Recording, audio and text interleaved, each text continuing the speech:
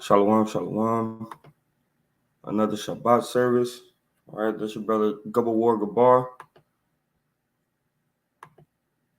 Salakia for getting on and getting off just a little while ago.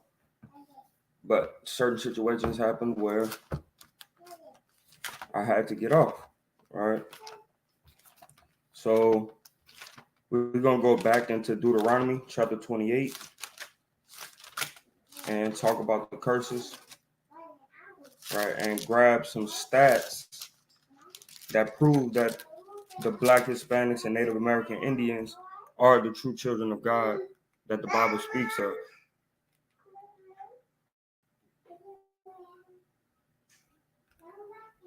All right.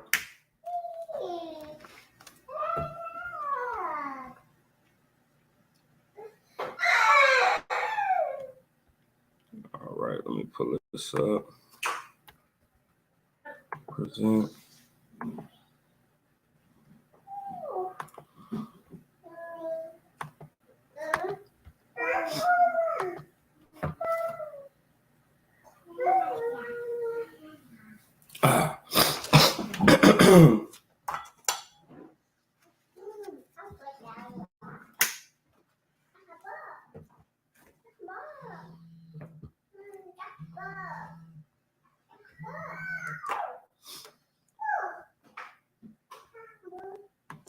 So this is Deuteronomy chapter 28 and verse number, we're going to start at, I believe we left off at 20 something. So we're just going to start at 20. All right.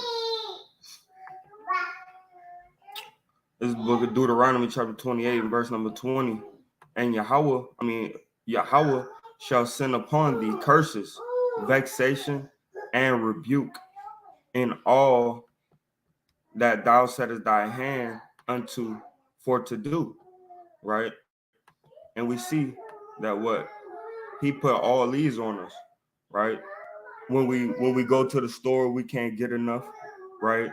When certain problems arrive, we don't have the right amount of money to fix those problems, right? Vexation of heart, right? Where every move that you make, it might not be the right move, it might be a bad move, right? And you get vexed because you don't know what's gonna happen, right?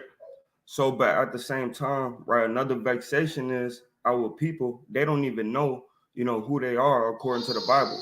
So it vexes you when you got to deal with somebody that's on a lot of, so-called Black people stuff, right? Where it's like nothing but butt shaking and partying, right? And all these different things. It vexes you because you're like, damn, you was once a good, and mighty people, and now look at you, right? It says what? Tumult, confusion, disquietude, discomfiture, right? Destruction, terrible, vexation, right? We look at all these different things that's going on with our people, and it vexes us through the spirit, man. Right? So hold on, let's get back to it.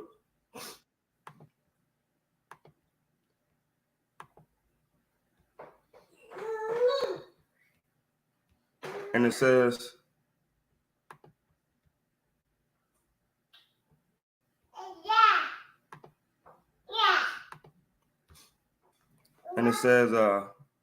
Salakia, and all that you set thine hand to for to do, right? So in everything that we set our hand for to do is gonna come out a curse, vexation, and correction, right? And rebuke, right? Because we, like I said, man, we don't nowadays we don't know what the next best move is, right? But back in the day when we was keeping the law, statutes, and commandments of the Most High, we knew all the right moves to make because we had the Lord on our side to help us make these moves, right? It says, until thou be destroyed. And us as a people, right, just like Hosea had said, right, let's grab that right quick.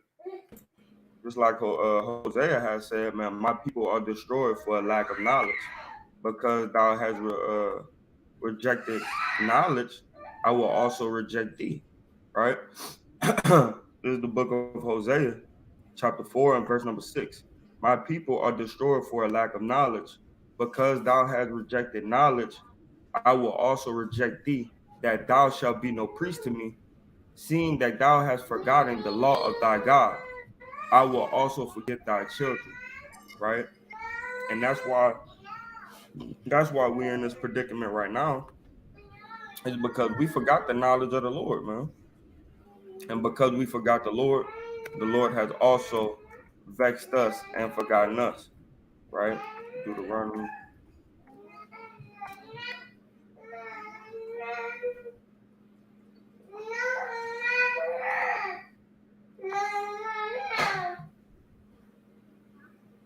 Verse, it says, reading on, it says, until thou perish quickly because of the wickedness of thy doings, whereby thou hast forsaken me, right?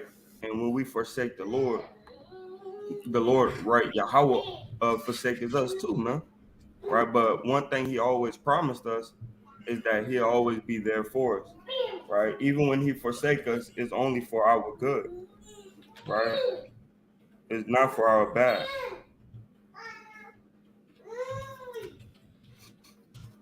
Come.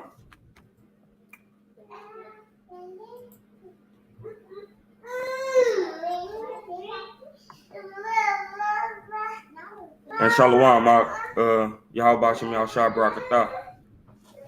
Shalom, shalom. Y'all bashim y'all brakatah. Come. It says, Yahweh shall make the pestilent cleave unto thee until he have consumed thee from off the land, whether thou goest to possess it, right? So when we got into the land, when we got into Jerusalem, man, and we stopped keeping the law, statutes, and commandments of God and started doing what we wanted to do, right? The Lord did what? He sent the pestilence on us. He sent armies against us and allowed them, right, the fortitude to take over, right, to take us down. Khan, that's right. You know, and when you go into that word pestilence, man, let me see if I can pull it up real quick. Right. All right, let's go into that word pestilence real quick. The bird, right? The bar. Right. Pestilence or plague, right? So these is curses, man. Right?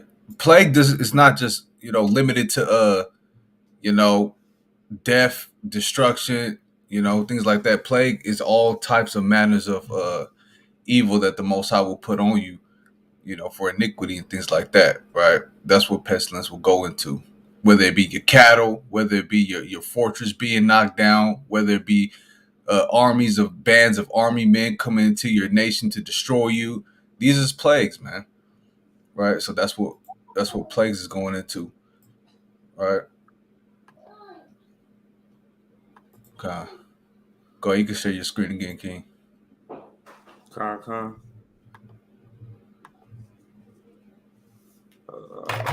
Didn't want to mess up your flow. Just want to get that word pestilence real quick. Nah, you good. You good, man.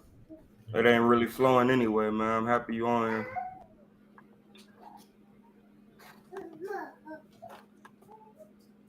It says it says this is the book of Deuteronomy, chapter 28, verse number 21. Yahweh shall make the pestilence cleave unto thee. So some type of sword destruction, right? A displeasing or discomfort, right? Or actual diseases, man, or just all out war. When we went into the land, right? Yahweh sent the pestilence for us, not keeping the law, statutes, and commandments, right? And that went with other nations taking over us and using us as a spoil, right? Until he have consumed thee from off the land, right? And now that prophecy has been fulfilled. We're off the land, right? Now we're in the land of our captivity, the land of the north, right? Whether thou goest to possess it, right? Talking about Jerusalem, Gilead, you know, all those different names, man. But certain parts of Bathsheba, right? Mm-hmm. So, but he got us up off the land, man. That prophecy reigned true, and we haven't been back on the land since our two rulerships, right? That's right. And so now, verse Deuteronomy 28:22, the Lord shall smite thee with a consumption, right? What is a consumption?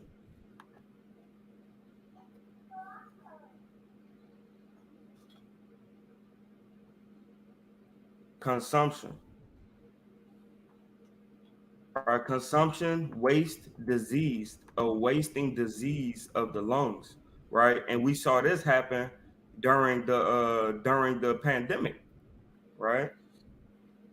This is one of those Mm-hmm. prophecies reigning true, man. The pandemic wasn't just, oh, this is a pandemic and everybody need to get their shots. No, it wasn't that, man. The Lord was showing one of his prophecies through that pandemic. It said, the Lord shall smite thee with a consumption, right, and a fever, right? With the pandemic, you had uh inflammation of the lungs, right? To where it wasn't even called pneumonia. It was just your lungs was building up with mucus, right? And Mm-hmm. then you had what? Fevers, man. And that's why they had to get everybody temperature wherever you went, right? A burning uke, or however you say that, a fever, man, right? Yeah, burning a burning egg, anguish with the burning of your body, man. Sweating, you know what I'm saying? You wake up in the middle of the night, your blankets is soaked in sweat because you was sweating all night, man, from that damn fever. Mm-hmm. Yep. And we know that happened with that pestilence that went down, man. You know, my bad. Give me a second. Boom. So it says, the Lord shall smite thee with a consumption and a fever and with inflammation, right? And we know that this happened during the demic too, because watch this. So this was just one of the plagues the Lord was rolling out. When the plagues hit Egypt, them things ain't come in back to back to back to back like it makes it seem, man. You know, it was a year here, 2 3 years here, a year here. You know, these pestilence was going on for a second, right? It says inflammation, right? And when you get inflammation, inflammation is it says a burning fever, right? Inflammation is also that something that happens up under the skin, right? To where you swell up, you know what I mean? It feel like it's uncontrollable. You know, everywhere you touch, boom, it's like your inside is so swollen that everywhere you touch hurts, right? Mm-hmm. That's right. That's right. And it says Salakia. It says, and with extreme burning, man. And we know that happened during the demic, man. It was extreme, right? These fevers was high as hell, man. It was going into the 120s, man. Some people fever was so high they became brain dead, man. Right? It says what? Extreme heat, inflammation, violent heat, fever, right? Is bad, right? And we had certain people that died from exactly that, from having high fever. Your That brain sounds a took lot like that smallpox and that black plague or all that stuff, man. That happened, man. Crazy. yep, yep. And then this one right here, right? This is another one that he said he'll put up on us, right? It says blasting, blasted, right? Blightning or blasting thing, right? Blighted or blasted, right? And this goes into boils, right? If I'm not mistaken, this right here goes into boils, right? But it says blight of crops, meaning your crops is gonna get smoked, right? With a pestilence, where it's not gonna be able to bring forth fruit, or if it do, you ain't gonna be able to eat it, God, I looked up the definition of blighted. It says in a badly damaged or deteriorated condition. Yeah, so that's what's gonna happen unto your crops, man, and unto you, right? Hmm. There's what? Mildew. So now you're gonna get this stuff all over the place. Mildew, uh, plenteous, however you say that word. Paleness, paleness. Oh, paleness. Okay, so mildew, paleness, lividness, mildew, rust, uh, uh, however you say that word, paleness, and you know this going for your plants, but it's also going for your body, man. All right. Yeah, that's right. When That's right. We're like trees, man. You lose your color. You know what I'm saying? Hey, that brother don't look healthy no more, man. Something wrong with him. He looks sick as hell. You know what I'm saying? Pale. you He pale in the face. Yep, dying out. And then it says, and they shall pursue thee until thou be destroyed, or until thou perish, right? And what is a what is to perish, man? Right? You don't have to necessarily die right on the spot to perish, right? Hmm. It says what? To be to perish, to destroy, right? To lose, to fail, right? You could perish when you deep in your thoughts and you going through deep vexation, man. Right? You could perish, man. You could be perishing, man. Right? It says, surely, utterly broken, destruction, escape, flee, uh, spendeth, take, undone, void. Right? So, like I said, man. Okay, yeah, you could perish literally and die, right? But you also could perish and what? Vanish, go astray, right? To be destroyed. You don't necessarily have to be killed to perish, right? It says to Hmm. cause to perish. Now, like Job didn't die, but he was perishing, right? Each new thing that came about was making him go void and feel like he want to die, and you know he would have these blisters, and it felt like he was vanishing away, he was perishing, right? But at the end, what happened? The Lord had made him to prosper, right? So these when it goes into perish, you don't necessarily die all the time, That's but right. He was through waxing away. kind he was waxing away like us through these certain captivities, right? But we know this precept right here reigned true in the pandemic, man. And Deuter, Con. you got something? Yeah, give me Luke 13:3. Con.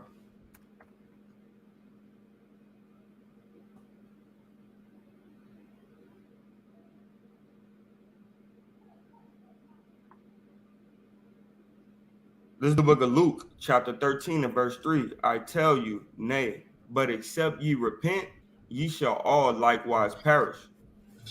That's right. That's right. So we're in a perishing state, and you gonna ultimately perish from off the earth or off the land, man. If we don't repent, turn back to what? Just like that green leaf, man. You see that green leaf in the pot outside you've been trying to grow, man. It's turning yellow. You know, got spots on that leaf. Hey, you got to give that plant some nutrients, man. It needs some health. It needs some life. It needs some water, man. So instead you repent and turn back to the nutrients that which is the laws of the Most High, man, we gonna all likewise perish. We're in a perishing state, but ultimately you're gonna end up perishing from off the land if you don't turn back to the laws of the Lord and the faith in Con, Hamashiach. Right. con. Hey, I want to drop God. down right quick and touch on this right quick. Touch on this. It said this is Luke chapter 13, verse 6. He spake also this parable. A certain man had a fig tree planted in his vineyard, and he came and saw fruit thereon and found none. That's right, man. He growing that fruit, man. Why is it nothing growing? Right? Why is it nothing being fruitful from off this plant? You know, why isn't it upright and healthy? Why does it look like it's laying over? It ain't doing nothing. Right? Go ahead. Uh-huh. And then it says, then he said unto the dresser of his vineyard, behold, these 3 years I come seeking fruit on this fig tree and found none. Cut it down. Why cumbereth it the ground? Grab that word cumbereth. Con, I want to touch on something too. Con.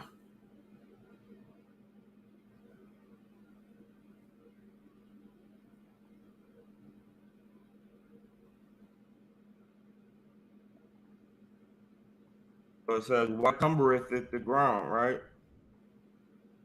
And this word cumbereth goes into my bad. What? Destroy, do away, abolish, cumber, right? To render idle, unemployed, in inactive, unappropriative, to cause a person or thing to have no further Mm. effect however you say that word. Efficiency. Con. Efficiency, there we go. To deprive of force, influence, power, to cause to cease, to put an end to do away with, uh annual, abolish, to cease, to pass away, be done, Oh. to be Mm-hmm. severed from, separated from, discharged from, loosed from anyone. So the main thing what this is talking about is to be what? To render idle, unemployed, Uh-huh. inactive, unoperative. That's right. That's right. He let it just waste away.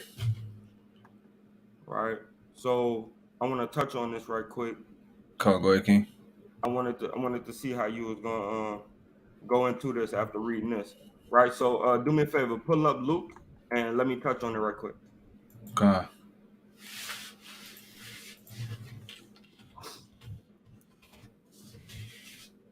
And shalom to the family that's in here, man. Y'all brothers wasn't with me last week, man. Had me struggling alone.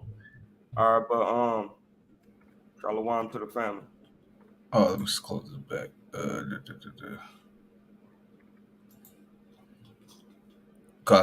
quick. Slucky. Nah, Luke 13:6. He spake also this parable. start at A certain. Oh, start 7. at Slucky. start at I tell you nay. God. Luke 13:5. I tell you, nay, but except ye repent, ye shall all likewise perish. So that tree was perishing away, right? That's why he said, "Hey, go ahead and cut that down." I don't know why this thing even still sitting here, right? So us, when we don't have the knowledge, wisdom, and understanding, we're like a tree that's not by water, right? When we go into the Psalms chapter 1, it tells us you'll be like a tree planted by the rivers of living water, right? So right now, what the Lord is saying in this parable is that you brothers ain't doing nothing. Can you do something so I could give you some more, right? Because you'll never bear fruit if you're constantly being idle, right? So read on, King. God. Verse 7. Verse 6, lucky. He spake also this parable. A certain man had a fig tree planted in his vineyard, and he came and sought fruit thereon and found none.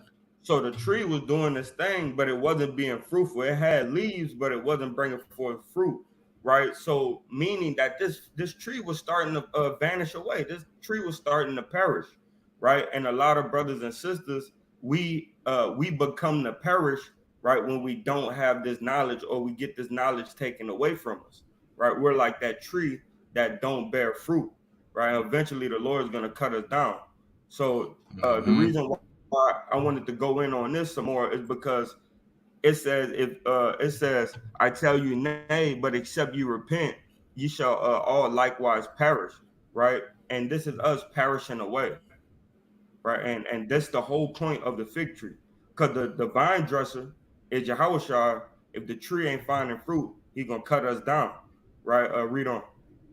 God. Verse 7. Then said he unto the dresser of his vineyard, behold, these 3 years I come seeking fruit on this fig tree, So and find none.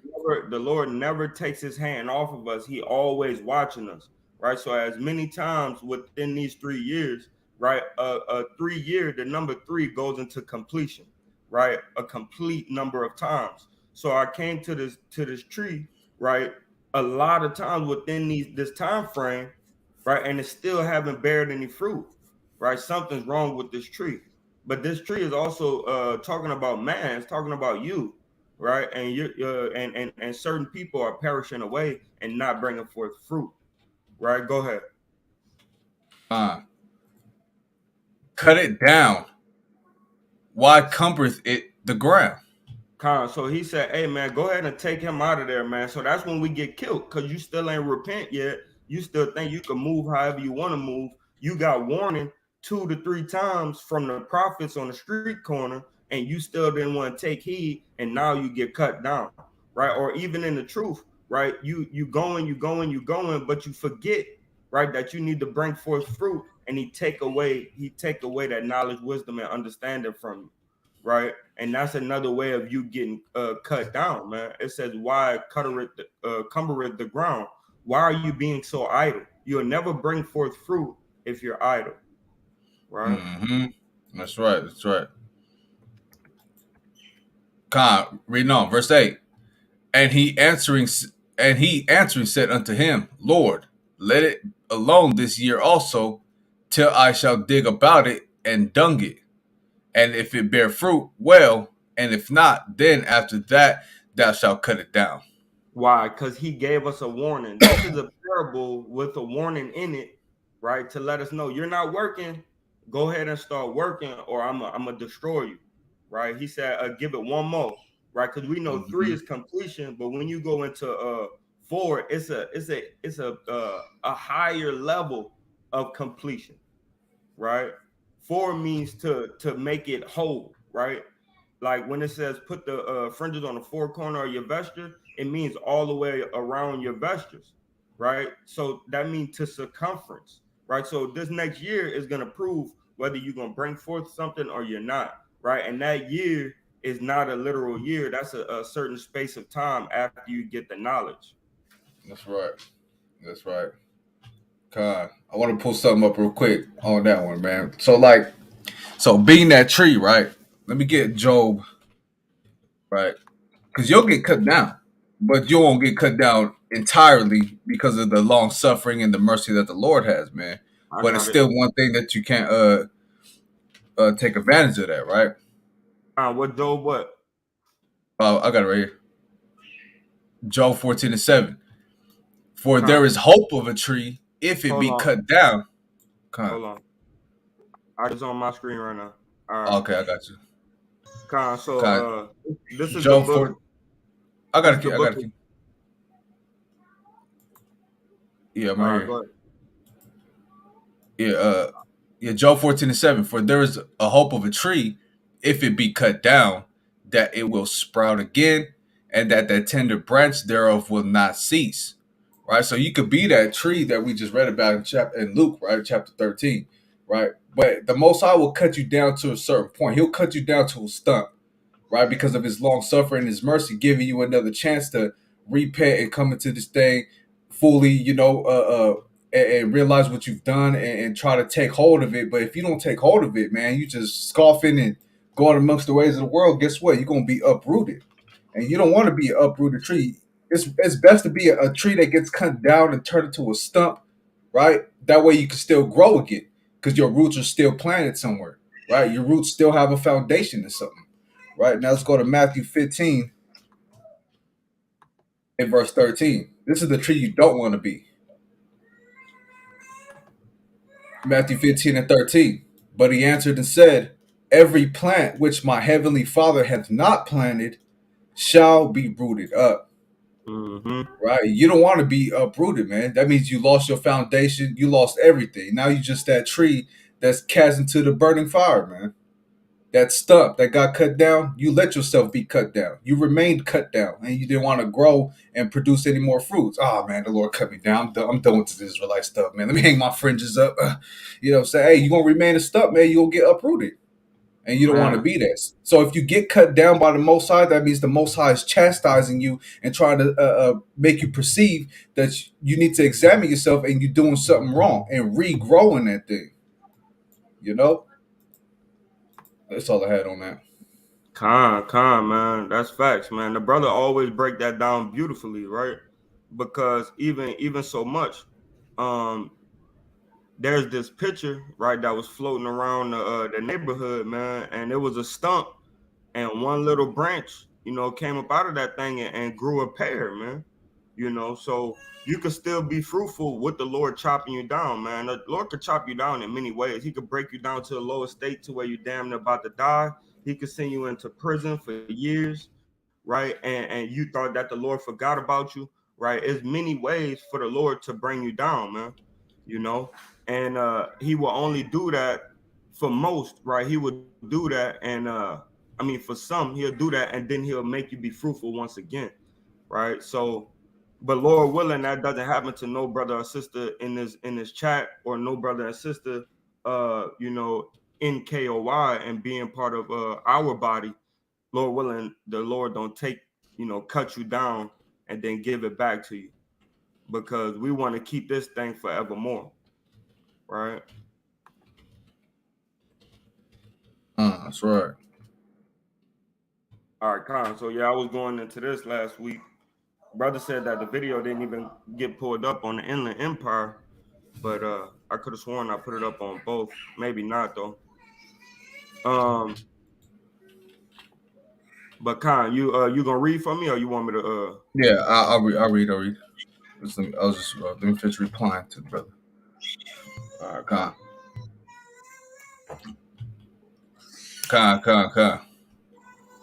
Deuteronomy 28 and verse 23. Right. So that's what we was going into. We was going into Paris for y'all just tuning in. I'll read it for y'all one more time. Deuteronomy 28 and 22. The Lord shall smite thee with the consumption and with a fever and with an inflammation and with an extreme burning and with the sword and with blasting and with mildew, and they shall pursue thee until thou perish. Right? Just like a plant, man, it's not getting its proper nutrients, it's not getting water, it's not getting nourished correctly. All right, with the law, statutes, and commandments, man, you're gonna be like that tree that's withering away. Right? Let me give me some real quick, Slucky, and then I'll move forward. Psalms chapter 1 and verse 2. But his delight shall be in the law of the Lord, and in his law doth he meditate day and night. And he shall be like a tree planted by the rivers of water, that bringeth forth his fruit in his season. His leaf also shall not wither, and whatsoever he doeth shall prosper. Right? The laws of the Lord is that nourishment that we need. Right? And what happens when this curse comes to place? Fever, inflammation, right? Sickness, right? It's because we forsake this law right here. Deuteronomy 11 and 7.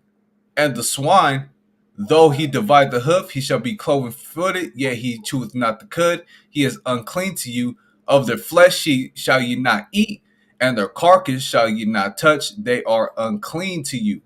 Right? Even shrimp, crab, and lobster. Right? So that's one of the main reasons why this curse befalls us in Deuteronomy 28. Right?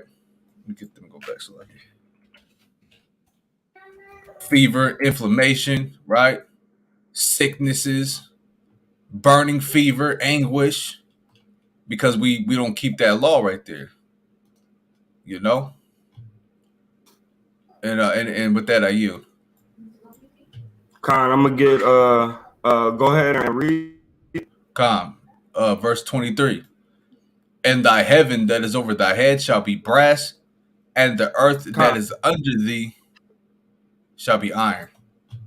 So first and foremost, it says the heaven that's over you shall be brass, right? Brass is a cheap metal. It's a hard, heavy, and cheap metal, right? So I'm gonna right quick. Um, but you, it's taking long. Do you see this? Nah, you gotta put your screen back. Here, I got you. Go ahead, put it up there. So this You is the got book it. of Hebrews, chapter and verse. This is the Hebrews chapter 1 and verse number 11, right? Thing is glitching, man. Yeah, you cutting in and out real bad.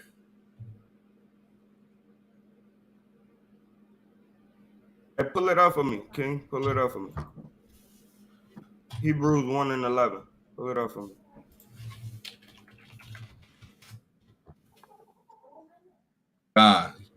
It's the book of Hebrews, chapter 1, verse 11. They shall perish, but thou remainest, and they all shall wax old Mm-hmm. as doth a garment. Uh-huh. So these heavens, right, is going into matter of fact, start at 10 right quick. Hebrews 1 and 10. And thou, Lord, in the beginning hast laid the foundations of the earth, and the heavens are the works Uh-huh. of thine hands.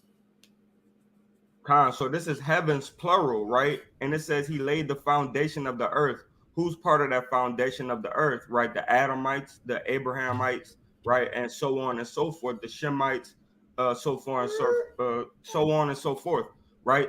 So the heavens that is talking about in Deuteronomy 28 and 23 is us, right? So our heavens have become brass. We're not that golden city anymore, right? We're that city that's under a heavy yoke, right? That's perishing little by little, right? Read on. Con. Verse 11. They shall perish, but Uh thou huh. remainest. Uh huh. So the heavens that we had perished, right? But the heaven that the Lord has is it doesn't perish, right? He's still gonna reign forever and ever, right? But our heaven perish. It said, they shall perish, but thou remainest. The heaven that you have in your rulership remains. Go ahead. And they all shall wax old as doth a garment. So our heavens, our rulership waxed old like a garment. That's why he said up in Genesis chapter 49 and verse number 9, right? Waxed old in a strange land, right? That's us waxing old in a strange land. Our heavens, we're waxing old in a strange land, right? That's how our heavens became brass over our head. Because now we know that we kings and princesses and queens and princes, right? But we not even in rulership to really establish a king or a queen. Mm-hmm. And then when it says in the beginning, has the thou has laid the foundation of the earth, right here it says what? And the earth that is under thee shall be iron, right? And that earth that's under us, right, is the other nations, right? And not only that, we are the earth, so we became like iron instead of like choice silver, like gold and choice silver. You feel me? But on another tip, on another fold, right? The other nations are earth beneath us, and they became iron. And what we do with iron, we make it into a rod, and we beat people with it, right? And they have become that Mm-hmm. iron against us, the golden city. That's right. That's right. That's right. Keep going. My bad, King. Nah, that's it. Okay, okay. All right, going back. Like y'all know I was kind of long winded, but that's one thing about Deuteronomy 28. It's difficult because you got to go through everything, and you got to make this understood, right? And us as a Mm-hmm. nation, right? Like last week, man, I was pulling out all the stats, man. We got to go into the stats. We got to see how all this goes into the Black, Hispanics, and Native American community and people group, right? We have to link these things. That's right. That's right. Let me expound. Let me expound on that too. Right. On another fold. Right. So that would be the spiritual aspect of it, man. Right. Our heaven, right, which is our rulership, is not golden anymore. It's not glorious, right? They don't look at us like, oh yeah, you guys are the people of God. They look at us like nothing now, right? So the heaven is now brass. It's it's of a lesser value. It's not gold. It's not choice silver like the brother Gabawar just brought out, man. Right? And the earth that is under thee shall be iron. We not walking on paved golds right now. We walking on this damn dirty ass concrete out here with oil stains and all kinds of stuff, man, right? But on another fold, right? Because you know all these scriptures have many, many folds to it, right? So when it says, "In thy heaven that is over thee shall be brass, and the earth that is under thee shall be iron," that's another example So let's get into the physicality of this, right? The physical symbology of this, right? A brass heaven and an iron earth, right? You want to put it. We just brought it out in the spiritual sense. In a physical sense, right? Would be what in between a rock and a hard place. What is a brass heaven and an iron earth? Right? Let's Man, get that Isaiah 42 and 22. come on, bring it out, Right. So Captain Gabawar brought it down in the spiritual sense. Let's get in the physical sense, right? Isaiah 42 and 22. But this is a people robbed and spoiled. They are all of them snared in holes, and they are hid in prison Put houses. this one in there. Right? You got many of our brothers and many of our sisters locked in prison, man. And what the hell do they got to look up at all day?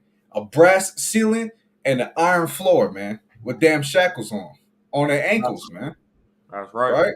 That's the physical representation than what we just brought out of the spiritual. Do they have a kingdom? Do they have a golden scepter on top, man? Do they have rulership in the earth? No. Do they have gold paved roads? No, man. They got iron paved roads and brass ceilings, man. So they're in this box, man, in between a rock and a hard place, man. When it talks about a brass heaven and the iron earth, we don't have that rulership. We don't have nothing anymore, man. Right? We're robbed and we're spoiled, right? So we're hid in prison houses. They are for a prey and none delivereth, for a spoil and none saith restore, right? Nobody's saying let's restore these blacks, Hispanics, and Native Americans to their rightful glory. Let's get all of them and round them up and take them back. No man is saying these things, man. Let's keep these niggas working, man. We try to stay empowered, you know? Hey, do me a biggie. Do me a big favor. Come Go to Isaiah chapter 14 and verse number 4. on. The Golden City, huh? Yes, Yeah. sir. Isaiah 14 and 4. Thou shalt take up this proverb against the king of Babylon and say, how hath the oppressor ceased? The Mm-hmm. golden city ceased. So hey man, the golden city has ceased, right? This is talking about modern day Babylon, right? But we're that golden city though. You feel what I'm saying? When we go into Revelation, right? Um, right, check this out. 18, Revelation 18. Yeah, I believe so. I got you, Golden King. paved with golden streets. Okay, no, this time about Babylon. I got you 1 second. All right. Revelation 21. Revelation 21 and 21. And the 12 gates were 12 pearls. Every several gate was of one pearl, and the street of the city was pure gold, as it were Uh-huh. transparent glass. So look, this parable is deep, right? This is a dark saying that you kind of got to go into, right? 12 gates were 12 pearls, right? The 12 pearls is the angels that's guarding the gates, right? And then you got what? Every several great every several gate, one pearl, right? And then you go into what? You got four corners. You got the north wing, the west wing, south wing, east wing, right? That they got one pearl on each one of those, right? And then you got what? Then you got and the street of the city was pure gold, right? Even though this is a physical situation, that the streets of that city is the people. That's the Israelites coming back into their kingdom, right? As it were transparent glass, right? At a certain point, we're gonna be so pure that it's gonna be like you could look through us, right? So, but this gold, man, is talking about the people. So, this city, right, that become the cease is Israelites. We became the cease, man. We are not in our correct heaven, our correct rulership, right? But yeah, that I wanted to bring that out just to let it be known, man. We're that city that ceased also. Babylon's gonna be that city too, like the brother was going into in Revelation chapter 18. That's right. That's right. We're ceased right now, but we're not ceased forever. This place is about to be ceased forever, man. Forever. You know? That's right. Going back. So again, 23. And the heaven that is over thy head shall be brass, and the earth that is under thee shall be iron. Mm-hmm. Verse 24. The Lord shall make the rain of thy land powder and dust. From heaven shall it come down upon thee until thou be destroyed. So now this right here is a deep dark saying too, right? But it's also in a literal sense, uh, to a sense, right? The Lord he's not gonna make does dust ever come from heaven? Dust never comes from heaven, right? So unless it's like a sandstorm or something, but it had to be a drought in that area for this sandstorm to happen, right?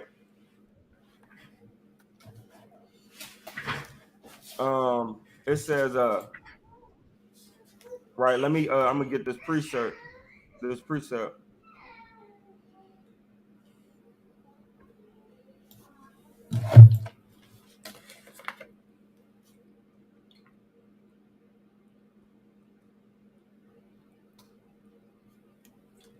My bad. Give me a second. Do me a favor. Give me Micah chapter 7 and verse number 13. Right. It says, "And the Lord shall make rain come down from heaven as dust." Right. That means this. Right. Go ahead. This is the book of Micah, chapter 7 and verse 13. Notwithstanding, the land shall be desolate because of them that dwell therein. So the For, land is desolate because those that dwell therein. That it used to be us. Now is the Edomites. But we know when we in the land, what happens? Go up to 8. Verse 8. Rejoice not against me, O mine enemy. When I fall, I shall arise. When I sit in darkness, Yahweh shall be a light unto me. Nah, that ain't what I want. Go to Malachi or Micah chapter 3 and verse 8.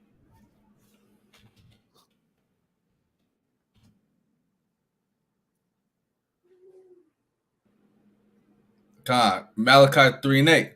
Will a man rob God? Yet ye have robbed me. But ye say, wherein have we robbed thee? In tithes and offerings? Uh-huh.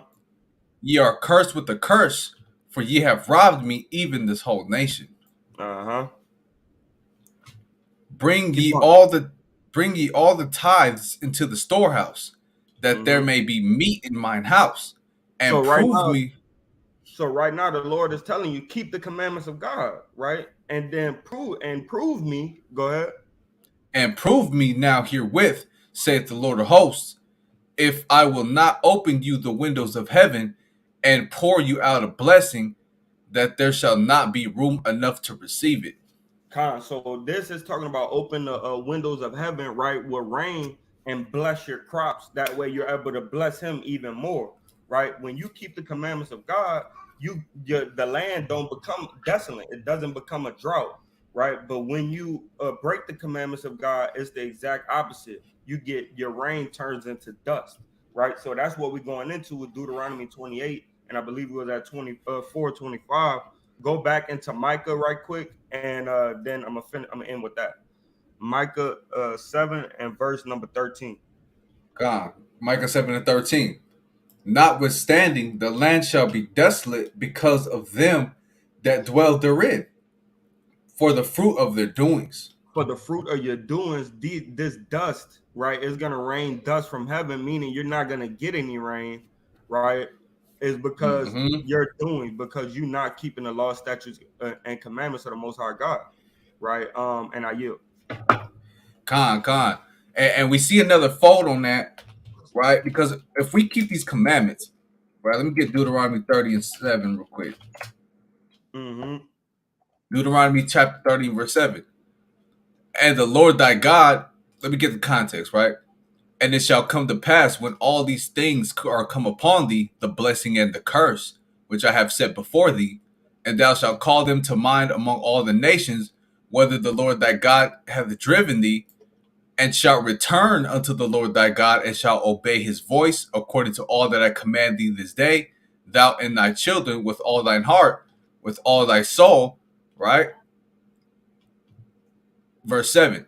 And the Lord thy God will put all these curses upon thine enemies and on them that hate thee, which persecuted thee. Right? Mm. So now when we jump to Zechariah chapter 14 and verse 16 on down, it talks about that, right?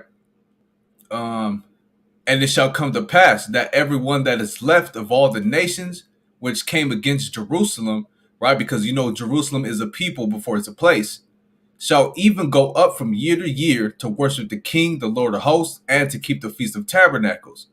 And it shall be, right? This is the curse that's on them, that whoso will not come up of all the families of the earth unto Jerusalem to worship the King, the Lord of hosts, even upon them shall be no rain, Mm. right? So Perfect. they're gonna have a famine in the land.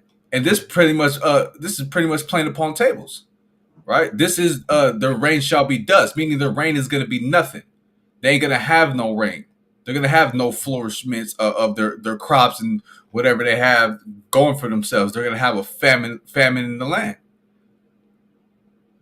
Right? Read on real quick. And if the family of Egypt go not up and come not, that have no rain, there shall be the plague. What plague? The famine, right? Diseases. What happens if you don't have no food or nothing, man? Y'all gonna starve to death. Wherewith the Lord will smite the heathen that come not up to keep the Feast of Tabernacles.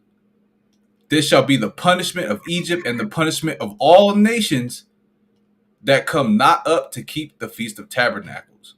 Right? So that's the curses that's put on them. They're subject to the curses now, right? If they don't fall in line. And they're going to have no rain, they're going to have famine in the land. That's what we're going through at this time. But all we got to do is return to the Lord and recognize the blessings and the curses and return to Him. And now you. That was actually perfect, man. Especially when it goes into saying, and the Lord shall send no You on mute, Og. You went on mute. You went on mute. You still on mute, Og. You still on mute. rain Con. is a very essential thing, man. To where when it rains, it gives life, right? When it rains on you, you get blessings, right? And if it don't rain, it's giving death, right? And then it's giving you curses, right? So rain is a beautiful thing. When he said, and no rain, and he shall give no rain, man, he ain't gonna give you no blessings, man. So Con. just like water, when you hear water, water makes things come alive, right? But still water bringeth forth death, because Mm.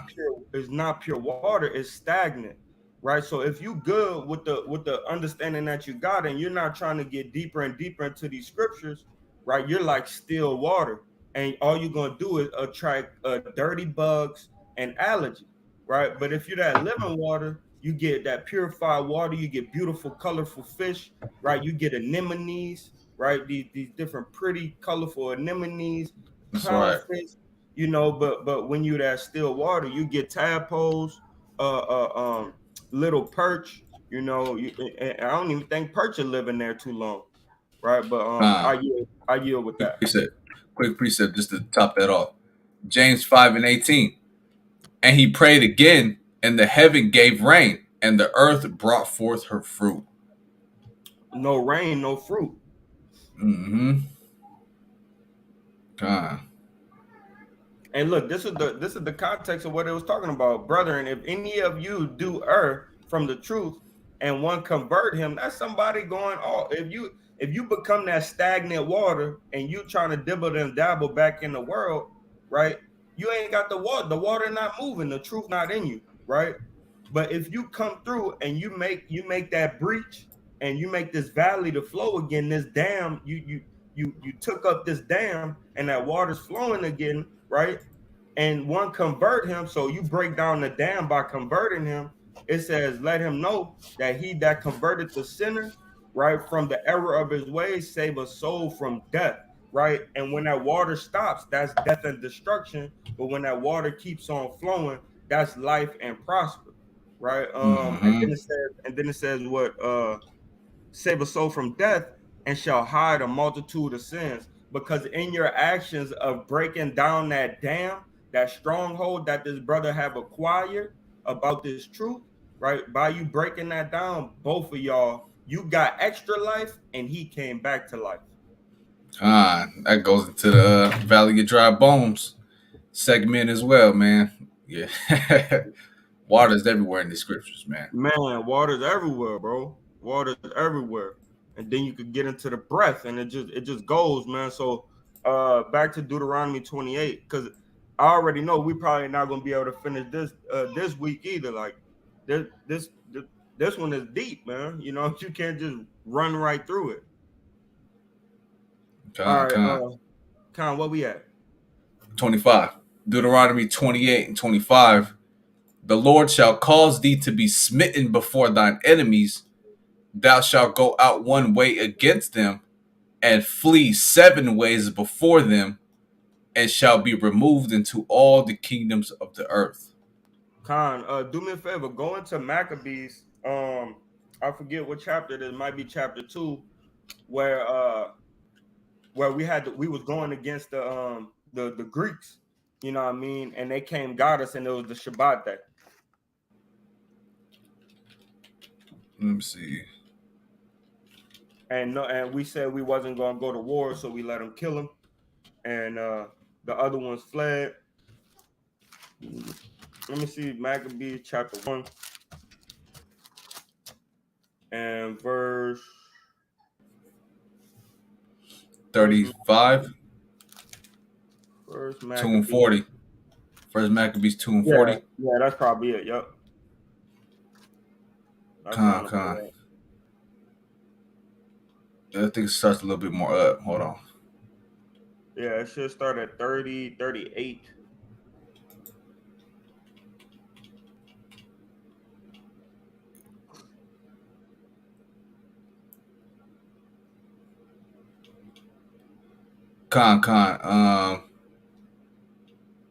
Yeah, 28. I'm starting 28. First Maccabees 1 and 28. No, I gotta start at 27. You gotta start at it would be more up than that. It would be 24. Con. Yeah, Really con. 22. 25. Yeah. I started 25. Con. Also the king's commissioner who compelled men to sacrifice, he killed at that time, and the altar he pulled down. Thus dealt he zealously for the law of God, like as Phinehas did unto Zambri, the son of Salom. And Matthias cried throughout the city with a loud voice, saying, whosoever is zealous of the law and maintaineth the covenant, let him follow me. So he and his sons fled into the mountains and left all that ever they had in the city. Con, Then and just many, like 70, Salakia, and just like 70 AD happened, and we fled all different ways into the mountains, right? Same thing going on right here within the Greek captivity, right? Where we fled into the mountains to be able to keep the laws of God, right? And the prophecy says we're gonna go out 7 different ways, right? Even today we see that in America, where when the cops come, what we do? Poof, you know what I mean? We breaking out, boom, boom, boom, boom, boom, out of here. You feel me? Hitting fences, dum, dum, dum, dum, dum, right? That's the same way the prophecies reigning true even till today. But this, we're gonna get this certain account, right? Go ahead, King. Shabbat Shalom, soldiers of Yahweh Shai. Your brother's doing a mighty work out there. I'll praise the Most High. All praise to the Most High, Khan. man. The water. Khan. Then many that sought after justice and judgment went down into the wilderness to dwell there. Both they and their children and their wives and their cattle, because afflictions increased sore upon them. Now when it was told the king's servants and the host that was at Jerusalem in the city of David, that certain men who had broken the king's commandment were gone down into the secret places in the wilderness, they pursued after them a great number, and having overtaken them, they camped against them and made war against them on the Sabbath day.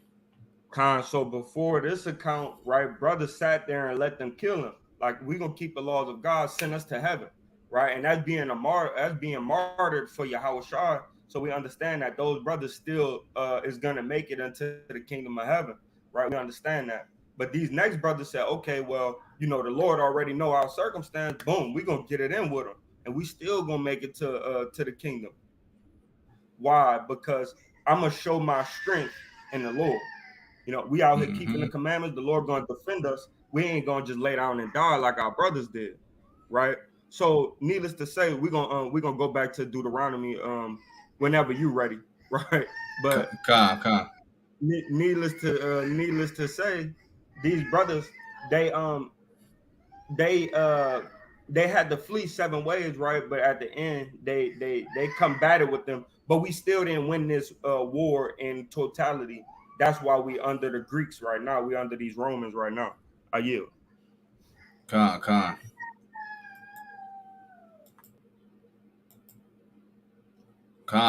That's right. You shall flee 7 ways before them, and shall be removed into all the kingdoms of the earth. All the kingdoms, man.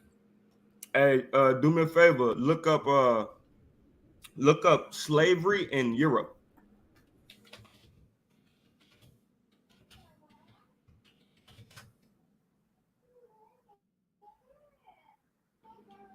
Right? This us in Europe, right? Okay, look up slavery in Great Britain.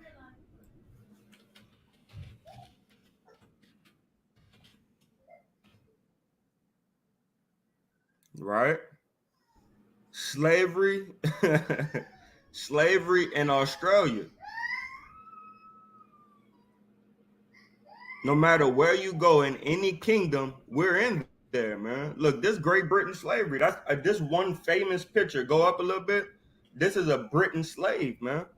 Our big one of our big brothers. Not that one. Go up some more.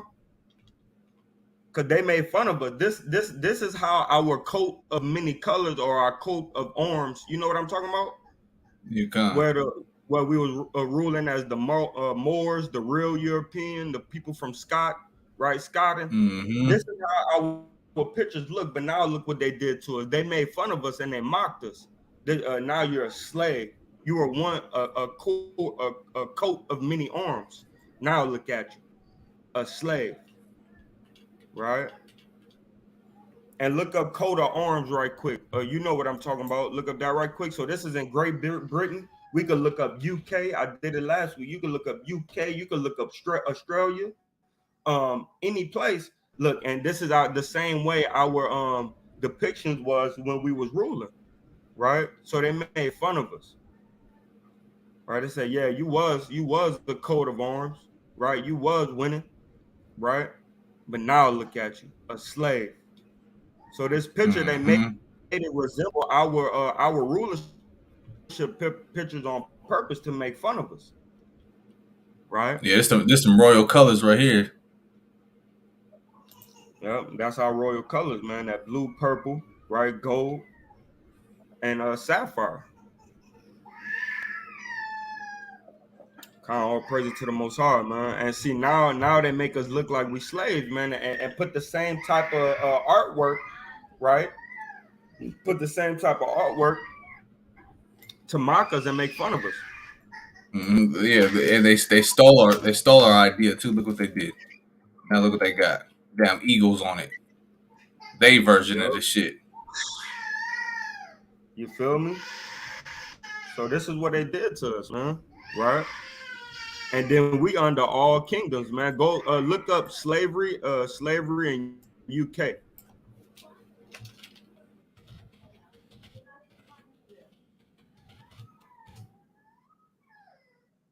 Same Look, difference.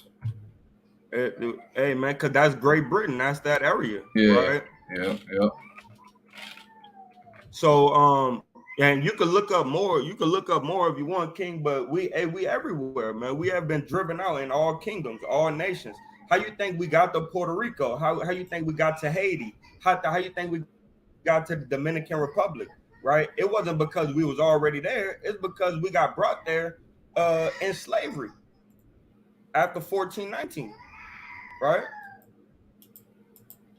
That's right. That's right. When you go into the when you go into the when you go into the Salaki, when you go into the Atlantic slave trade, you see us moving around in all those different from America to those different places. Are you? God, let me read this. Slavery was common in Europe from the 1500s to the 1800s, but it has received less attention by historiography and is less prominent in public memory than colonial slavery and the Atlantic slave trade. Two Mm. main reasons may explain why slavery in Europe in the early modern and modern periods is forgotten. Con. And you know why is because they were smart early, right? That's why America they started getting their wisdom from those people over there, like Willie Lynch. Willie Lynch is from that area over there, and he was trying to make this thing to where they didn't have to keep on beating up on slaves and killing them like that, right? So it's cold blooded because that's why theirs was forgotten so fast. Is because they wanted to start making them want to serve them, uh, without rigorous bondage. You feel me? So that's why it was forgotten over there.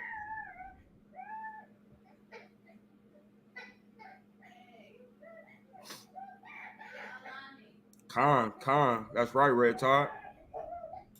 That's why I said, man, we wasn't gonna be able to just speed through this one, bro, because you know this thing hit different when we going through it. Like we go through it quick on them streets, but when we on this type of setting and this type of platform, man, you kind of gotta like go through it, man. You know what I mean? You want to actually edify the people. Hey, watch this, watch this, watch this. Slavery existed in Europe since at least the time of the ancient Greeks. Oh wow. It ended within Europe around the 15th century. Yeah, man. Damn Mm-hmm. Alexander and his damn four generals, man. Antiochus, etc., man. Yep. The Maccabean Con, revolt. We still need these damn Greeks con. today, man. And we just read that account, bro. That's right. That's right. Damn, that hit different right there too. Go ahead, King. Khan. Verse 26. And the carcass shall be meat unto all the fowls of the air and unto the beasts of the earth, and no man shall fray them away. Uh-huh. So these birds, this is a spiritual thing as well as being physical, right? We got our bodies got eaten by buzzards, right? And no man fled them away because they let our bodies in the streets to die, man. Right? So when we go into it, like go to Google Mm-hmm. and look up dead slaves, I'm, right? I'm already on it. I'm not finding nothing though. It's, No no, no. I'll share this tab. Hold on. See, I was already looking. harsh slavery depictions or pictures. Con. Hey, baby, your mama helped you out, huh? And you want to cry? Nobody didn't even do you nothing, right? Damn, that dude right there, he looked like he dead, and they making him stand up straight.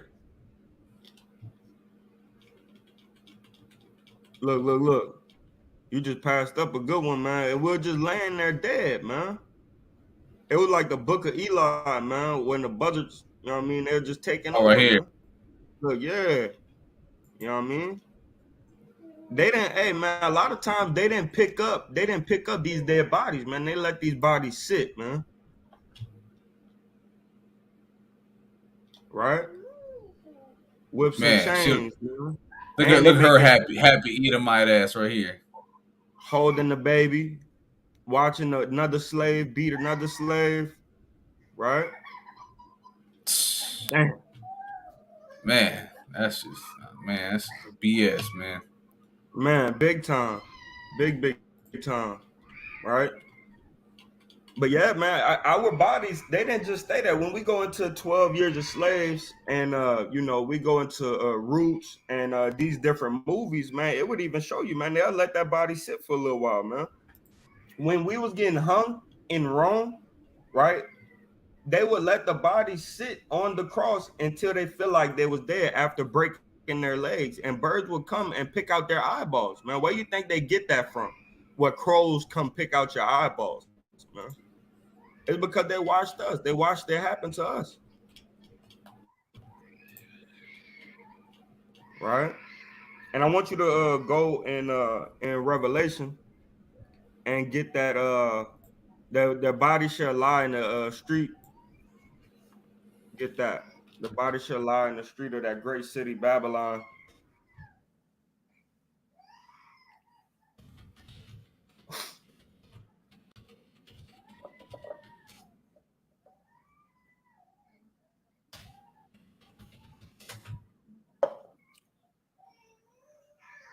This is Revelation chapter 11, verse 8.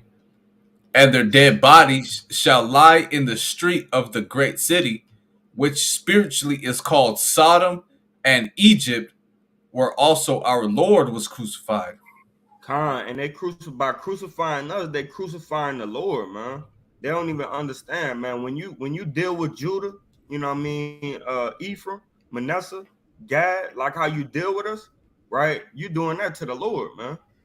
Right? Because why? Yahweh Shai, he's the one that we the firstborn of Yahweh Shai, right? That's right. This is because Yahweh birthed Yahweh Shai, right? But Yahweh Shai birthed us, right? Hold on, I want to get that right quick. So brothers like, man, this brother, so they not like, brother, this brother off, man.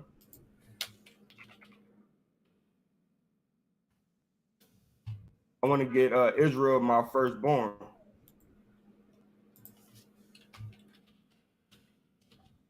Right? Exodus 4 and 22. Go ahead, King. This is Exodus chapter 4 and verse 22. The water. And thou shalt say unto Pharaoh, Thus saith Yahweh, Israel is my son, even my firstborn. But Yahweh Shai is his firstborn. So is this a contradiction? Right? No, man. We're the firstborn of Yahweh Shai. Yahweh Shai is the firstborn of Yahweh, right? Because if not, we would be the secondborn. You know what I mean? But we're the firstborn because Yahweh Shai, he birthed us. So every time they Mm-hmm. kill us, they're killing the firstborn of Yahweh Shai, right? That's why Yahweh Shai said in Zechariah chapter 2 and verse number 8, go get that right quick. Zechariah, what's 2 and 8? 2 and 8. Fuck you. Zechariah chapter 2 and verse number 8. For thus saith the Lord of hosts, after the glory hath sent me unto the nations which spoiled you, for he that toucheth you toucheth the apple of his eye. So hey man, if somebody touch you, they touching the apple of the Lord's eye, man. That's why he sent who? Yahweh Shai unto the nations, man. Right? Because by Yahweh Shai coming back into play, we get our rulership back. So Yahweh had the sent, because Yahweh is what? The Lord of hosts, right? He sent Mm-hmm. me, right? He sent me unto the nations, talking about Christ, That's right? right. So yeah, I wanted to get that, man. They touch you, they touch the apple of the Lord's eye, man, right? And also the reason why Yahweh Shai came through to get killed, right? And we could get that in Hebrews chapter 2 and verse number 14 on down, is that he wanted to bring us back unto the Father, man. Right? Because with us sinning and without that sacrifice of Yahweh Shai, we would have never got back to the Father. We could go back into Deuteronomy 28 unless you got something, King. And that's when you go into let me get that back in Revelation 11, right? Revelation 11:8, right? It says where also our Lord was crucified, right? Crucified goes into excruciating or a crucial death or punishment, right? That's why the scriptures say, roughly paraphrasing, he was slew and hanged on the tree. Hey, guess what? We get slew and hanged on the tree too, right? We go through an excruciating death, a crucified death. This is us being crucified. Oh man, that Jake was crucified. You see the way he did that? Yeah, it was an excruciating death, crucial death punishment. right? It don't matter if it's on a tree. It don't matter if you're on one of them damn Greek wheels that they twist your body and take your limbs apart like they did in the Maccabees, man. They was all crucified. So in the same matter, Christ is crucified, we getting crucified here. It don't matter where you at, right? We're still getting crucified in the same manner. The point being, we're still being crucified. Go ahead, King. And men are likened unto trees. So these people that kill you, crucify you on a tree, man. Because even men is known as trees. So no matter if they choke you out, no matter if they put their knee on your neck and crush your lungs, no matter if they put bullets in you, man, you still being hung or crucified on a tree, man. That's right. That's right. I wanna pull something up real quick. All right. Go ahead, King. All praises to the Most High. Go ahead, King. So y'all can get a proper understanding of these heathens, man, and to actually see from a very, very good perspective of where we at today, where we are living at today, right? Let me share this. For Best Picture, Craftsman, Artistry, we call it the Oscars, and people are obsessed with it. We'll start right here.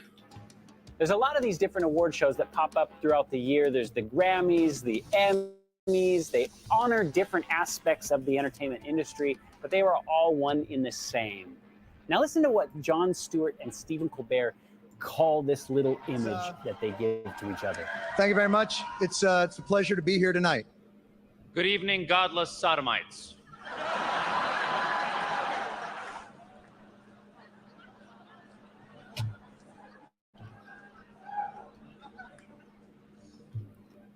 What are you doing? I'm bringing the truth, John. We're in Hollywood, the belly of the beast. You can't just read the prompter? I'm reading the prompter in here. You can read that pablum. What's your banter is not pablum. Reality television celebrates the human condition.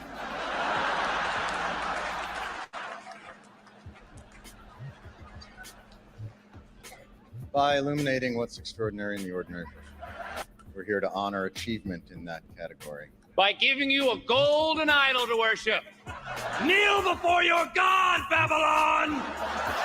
You see, Stephen Colbert and Jon Stewart know exactly where they stand in this city of Babylon. And it's very interesting, Jim Carrey also echoes the same sentiments at a different award show.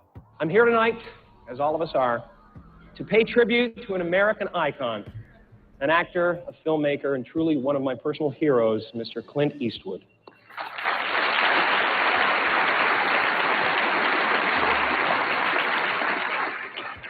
I'm also here because the AFI is paying me $20,003, making me the highest paid megalomaniacal boy king in all of Babylon. When Kathy Griffith was given an Emmy Award, she lets us know exactly who is her God now. We're going to run the unedited version. What? And be warned for you people, you may be offended, maybe. Watch. Now look, a lot of people come up here and they thank Jesus for this award. I want you to know that no one had less to do with this award than Jesus. He didn't help me a bit. So all I can say is, suck it, Jesus, this award is my God now. You see, a lot of these celebrities are very aware of the fact that they are treated like gods. Well, this year, and I'm thankful to the Oscar gods, we have a great crop of films. You are, of course, nominated this evening. How does it feel being nominated tonight? Always an incredible honor. The other names of the gentlemen are all gods as far as the category concerned. It's very interesting when you look up where the word Oscar actually comes from. It's Scandinavian and Old English in its origin, and it means divine strength or divine spear. Divine, of course, means of, from, or like a god, and a spear is a weapon. Is it possible, brothers and sisters, that Satan is using these celebrities and movies as godlike weapons against us? Up until 1999, the Oscars was held at a building called the Shrine, which was founded by William Florence and Walter Fleming, two high-ranking Scottish Rite Freemasons. Hollywood has long been interested in Freemasonry. Gene Autry, John Wayne, Nat King Cole, Duke Ellington, C.C. DeMille, Clark Gable, Walt Disney, Oliver Hardy, you name it, the list goes on. Many celebrities have come out and admitted their connection to Freemasonry. In the book Morals and Dogma, written by Albert Pike, on page 321, Freemasons let us know exactly who their God is. It says, Lucifer, the light bearer, strange and mysterious name given to the spirit of darkness. Lucifer, the son of the morning. It is he who bears the light. And with it, splendors intolerable, blinds, feeble, sensual, or selfish souls. Doubt it not. When the this organization. When the Oscars moved from 1999 from the Shriners Building to the Kodak Theater, where it currently resides today, you can still see a lot of these elements of Freemasonry incorporated into the stage. You have the sun motif in the ceiling. You have the checkered flags upon the stage and the arches. Outside of the Kodak Theater, you have the gate to Ishtar, and you have Babylonian gods put on the outside of the gate. The whole area surrounding the Kodak Theater was designed after a 1916 movie called Intolerance, where they recreated the very set that they had for Babylon. They have the same exact elephants. They have the same exact gate of Ishtar. They have the same exact Babylonian gods over the top of the gates. You see, if you go and visit the very home of the Oscars, where they hold it each year, you can see a plaque on the wall that says the Babylonian Court. Man. And our people are still blind to the fact that this ain't Babylon, man. God. Wickedness, man. Damn. This is definitely Babylon, man. That's cold-blooded, man. That's cold-blooded, man. Facts can't get no more factual, man. Mm-hmm. That's what they know where they at. But our people are still blind to the facts, man. Yeah, this is Babylon. This is Babylon, Sodom, and Egypt. Tower of Babel in the back. Look at that. Bam. Well, all the idols. Look at all the Oscar idols rounding up to build the tower, man. The Tower of Babel. Mm-hmm. So that the point, that's why I wanted to bring out in Revelation 11, right? It says, of the great city which spiritually is called Sodom. That's why he said at the beginning, you godless Sodomites. And Egypt, that Oscar represents damn Egypt in idol and god worship. And also Babylon, man. Man. Verse 9, and they of all of the people and kindreds and tongues and nations shall see their dead bodies 3 days and a half, and shall not suffer their dead bodies to be put in graves. Mm-hmm. And that's why the fowls of the air come and pick at them, man. Right? And the fowls of the air go to Deuteronomy 28 and verse number 48. Those birds go into, Esau, Edom, man, and his different birds, man, his different spirits that he come in. He's like a hawk, he's an eagle, he's a damn falcon, man, right? Go ahead. This is Deuteronomy 28:48. 49 is what you want, the eagle? Yeah. The Lord shall bring a nation against thee from far, from the end of the earth, as swift as the eagle flieth. A nation whose tongue thou shalt not understand. So they're likened unto the fowls of the air, man, and they got different fowls that they kind of put up, man. You got when you went into the coats of arms, the new white man version, you get the eagles, you get the falcons, you get the bald eagle, the brown eagle. You get these different depictions because these nations are likened unto birds, and our dead bodies, we're alive but we're dead.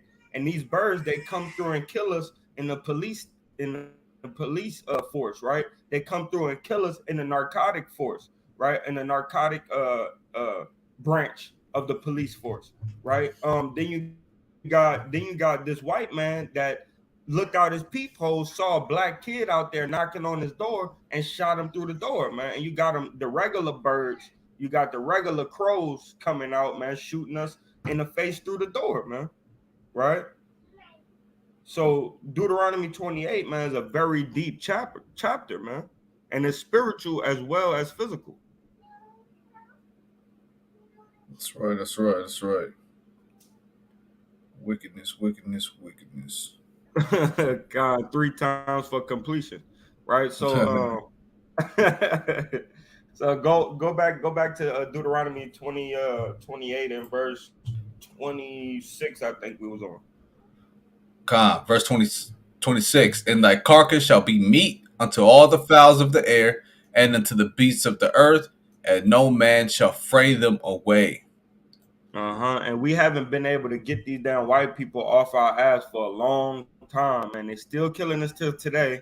We're still 3/5 of a human being, and they treat us like we're a sport, man. They kill us like we're deer hunting, man. We can't get away from these damn beasts, man.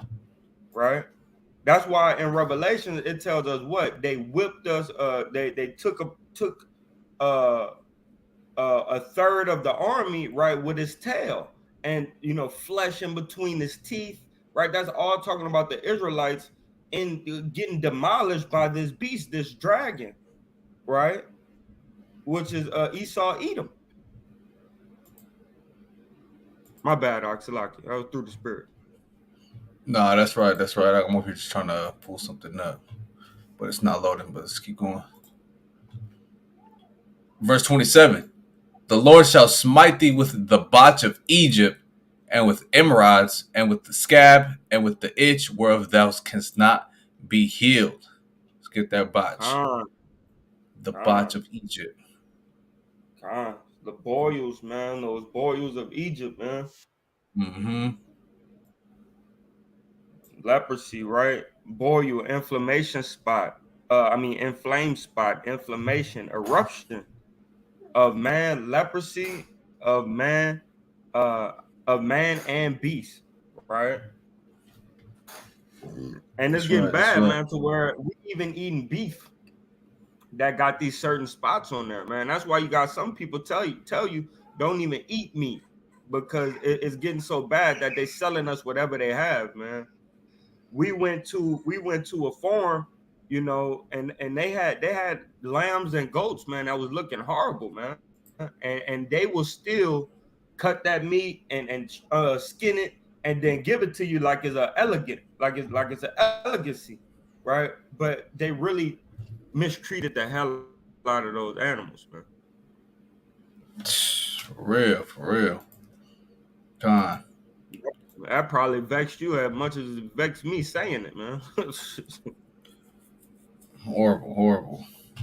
So it says, smite thee with the botch, right, with the boil of Egypt, with the same plagues of Egypt, and with the emeroids, and with the scab, and with the itch thereof, talking about the lice, right? We had that plague of lice go on up in Maine and around New York area, right? Con. Yep, that tumor, hemorrhoids or tumor. Man, cancer. Man, for real. Con. Matter of fact, I found the image that I wanted real quick. So look at this.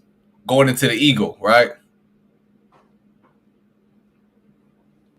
Dang, Greek, Roman, and United States, man. That's crazy. Hey, you see that, sis? She said in plain sight. Man.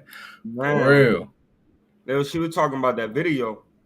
Yeah, but this also pertains to the in plain sight notion she was given to that video. It's also I know she's gonna direct that towards this as well. Facts, because that's plain sight. That's the eyes could see. You know what I mean? That's plain sight right there. Mm-hmm. Wow. And this is how we know that the scriptures are true, man. This been they bird, this been they thing since the Greeks, right? And this been a thing even before that, man. right? Because the Lord knew that this would be their symbol. They would rock like that, right? Mm-hmm. For real. That's what I was trying to pull up. Con. Tired of this shit, man. Damn. Man. Deuteronomy 28:28. The Lord shall smite thee with madness and blindness and astonishment of heart. Uh-huh. So when it says madness, look up that word madness.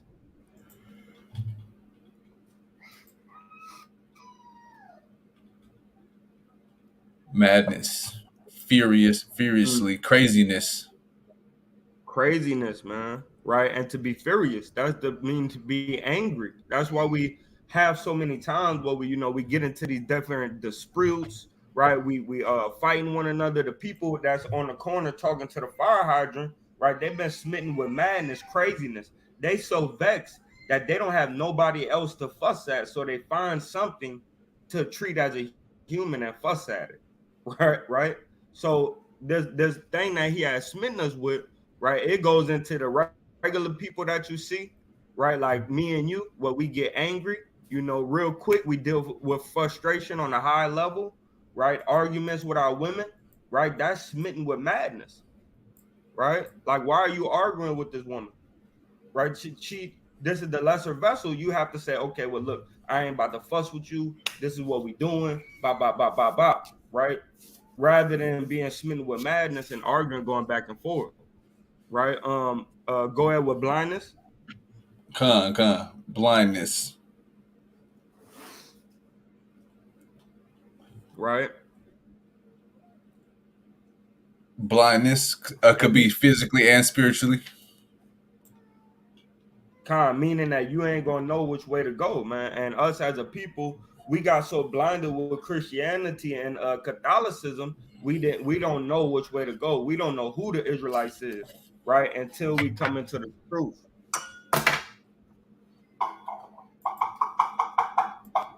Mm-hmm. And astonishment of heart, bewilderment, stupefaction. Let me see what that is real quick. Hold on. Yeah, God, we gotta figure this one out. Stupefaction means the state of being stupefied. Man. Oblivion, unconsciousness, insensibility. You're And that's us, stupid. man. That's Mm-hmm. us going into not wanting to read, not wanting to study, right? Not liking to study and not liking to read, man. That's stupefaction. The only way that we could find out who we are and become wise is by studying and reading, right? But even us, we gotta make ourselves, us being in this truth, we gotta make ourselves read and make ourselves study, because the Lord had put this curse on us. And going into that video of Babylon we just looked at, our people are what? Oblivious to that. To know where they at, man. Oh, it's just movies. Don't worry about it, man. It's just a movie. Nah, man. They got our people all caught up in that shit, receiving damn Oscars and worshiping these fake gods and shit, man. And the damn world, man.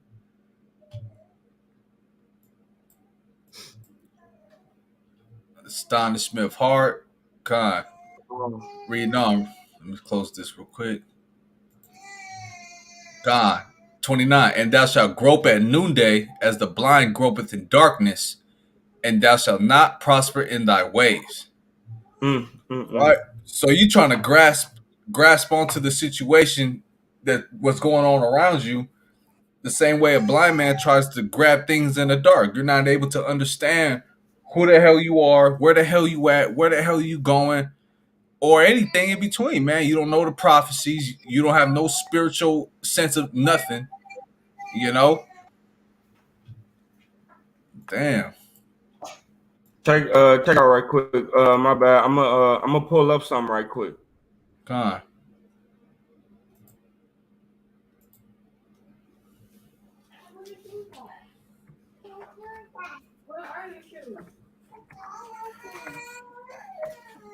All right.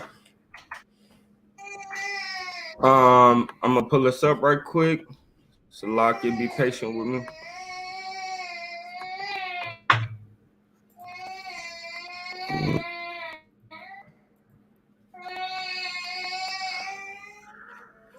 right? So I'm trying to get a good one.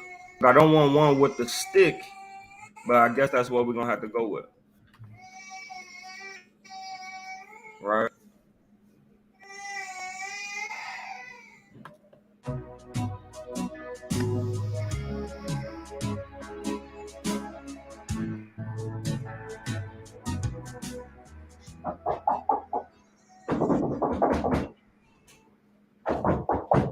I don't think this is more so like a movie. Definitely not going with that, right? But we're gonna take this one as a prank, right? But when you see somebody moving and they're blind, like I they have to they have to remember this one. and she don't even she don't even know.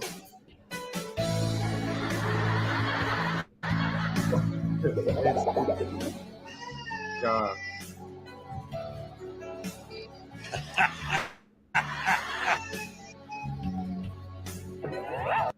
right?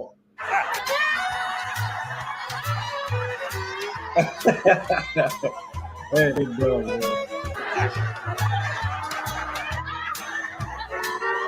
But look, he's trying to find his way, right? He's trying to find his way, man. And it's just like, and it's just they crazy. He's trying to find his way, but that's like us trying to find our way into the truth, man. We just can't Uh-huh. for some reason. We're lost. We don't know who we are, right? And we're trying to find our way, man. It's the same way as a blind person trying to grope in noonday, man. When the light is the brightest in the sky, they still can't see anything, man. So even when we're on the street corners and we're preaching, that's the light, right? Being as noonday, but people still don't stop. They just continue going on about their day, right? And that's us. Salaki, I don't know if I did that. Um, there we go. That's us trying to find our way in this dark ass place, man. Right? Go ahead. God. And thou shalt grope at noonday as the blind gropeth in darkness, and thou shalt not prosper in thy ways. And thou shalt be only oppressed and spoiled evermore, and no man shall save thee. Man, you're not going to prosper, man. You don't know where you're going. You don't know what to do. You don't know how to be what? Guided, right, in the right direction. You're not going to prosper in anything that you do, man. How many times did we tell ourselves we're going to be this? Fifth grade, kindergarten, third grade, oh, I'm going to be this when I'm older. I want to be a firefighter. I want to be a doctor. I want to be all this, be this and that, man. We just turned out to be nothing but just gangbangers and all, man. Wicked. And we weren't able to Man, prosper in our ways, man. Shot down and thrown in prison, man. Only that's it, man. oppressed and spoiled, you know? And no That's man all, shall man. save thee, man. No man shall save thee, right? But the thing that saved us is what? We get that Psalms 119, verse number 9. Wherewithal shall the young man cleanse his way by taking heed thereto according to thy word, right? This is what's going to guide us. That Con, perfect river of water, man. Go ahead, con, King. You got it.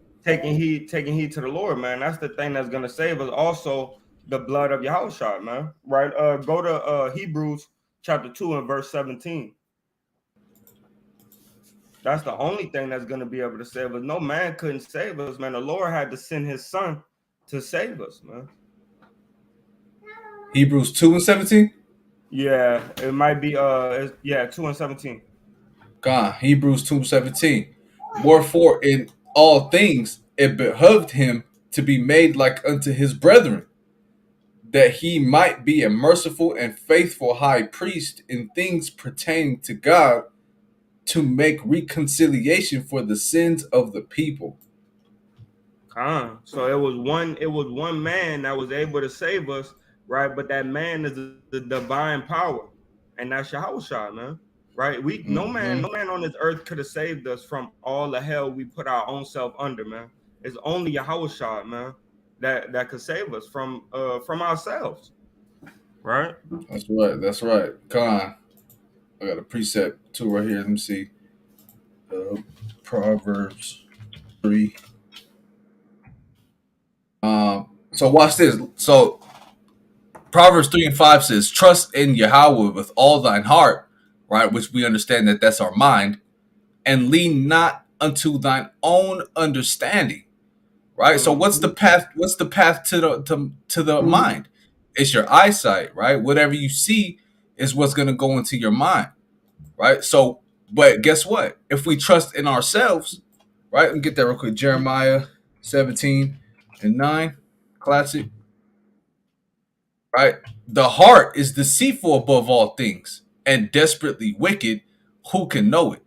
Right? So your mind is going to deceitful. So whatever you see with your eyesight is going to go into your mind, and this is the things you're gonna think about. But guess what? We're blind in our own sight. We're blind in our own mind, right? So this is why we need I think it's Psalms. I think Psalms 32 and in verse 8. I will instruct thee and teach thee in the way which thou shalt go. I will guide thee with mine eye. Right? We need the Lord's eyes, man. We need the Lord's vision to guide us, man. Because if we try to lean our own vision, our own mind, guess what? We're going to continue to be blind, man. Con, That's right. That's right, man. Because when have we ever got ourselves fully right, man? We haven't, man. We always go off, man. We always repenting, man. Right? We can't get ourselves right. That's how we still blind, right? As a people, we think that we could save ourselves, man. We sell enough dope, if we make enough trips, with certain product, we think we could save ourselves, man. But that's a blind way of thinking, man. We never know that, okay, if I keep the commandments of God, no matter rich or for poor, the Lord always gonna bring me out of a certain situation, and I'm gonna get the kingdom instead of trying to make my own kingdom on earth as it is in heaven. With my own power, I'm gonna allow God to go ahead and make that kingdom come on earth as it is in heaven. We'll pull this precept up for a sis. Right? Proverbs 16:9. She said, "A man's heart deviseth his way, but the Lord directeth his steps." Right? And that's right.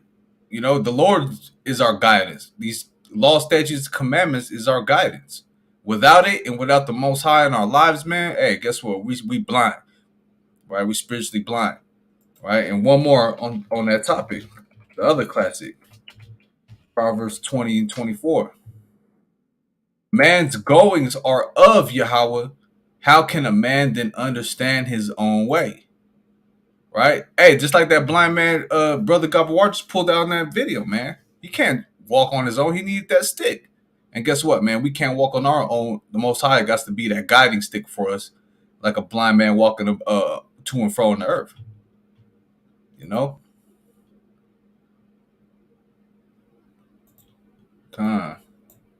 Beautiful precepts, sis.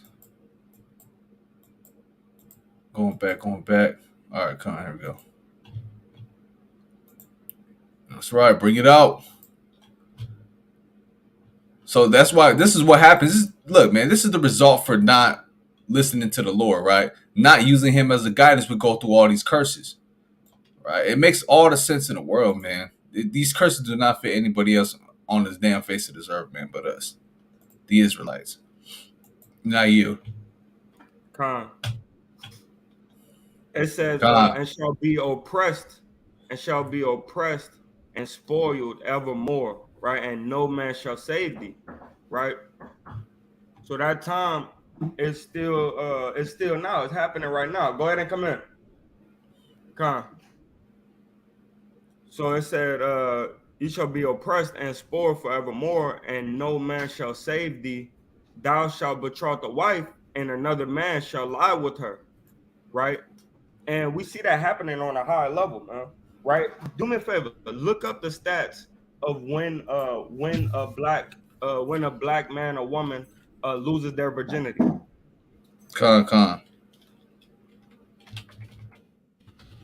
And then I also want to know how many sexual partners does a woman have by the time she turns to 18? Because this precept reigned true even in slavery and even today. I broke my virginity at really at 6 was my first time, right? But knowing what I was doing, I was 16, right? And about time I turned to 18, I already had 3 different partners, right? So, and those women had partners before me because I didn't break none of their virginity. So, hey man, men, right? Another man is lying with other men wives on a daily basis, right? We just don't know it. And this thing run rampant in our neighborhood, so much so that a woman would leave you if you can't have sex with her good. Right? She said, this one lady, right, a white woman, right, but our women feel more like this than them. She said, and you can hear me out, right? Yeah, Con. She said that before we continue dating, I at least need to have a test drive. Right? I need to see if you could stimulate me sexually, man. You wouldn't have this problem if you didn't have 8 to 10 partners to see if you could be sexually stimulated. Right? Go ahead, King. Con, I'm still trying to dig. I gotta dig for this. Con. So the main thing is that we know, right, in slavery that our women got taken, right, by the so-called conqueror, right, the conquistador, right. Our women got taken by them, but even more so, they would take one woman, right, and make her, after she have a baby with this man, they get a new man because they was breeding us like we was dogs.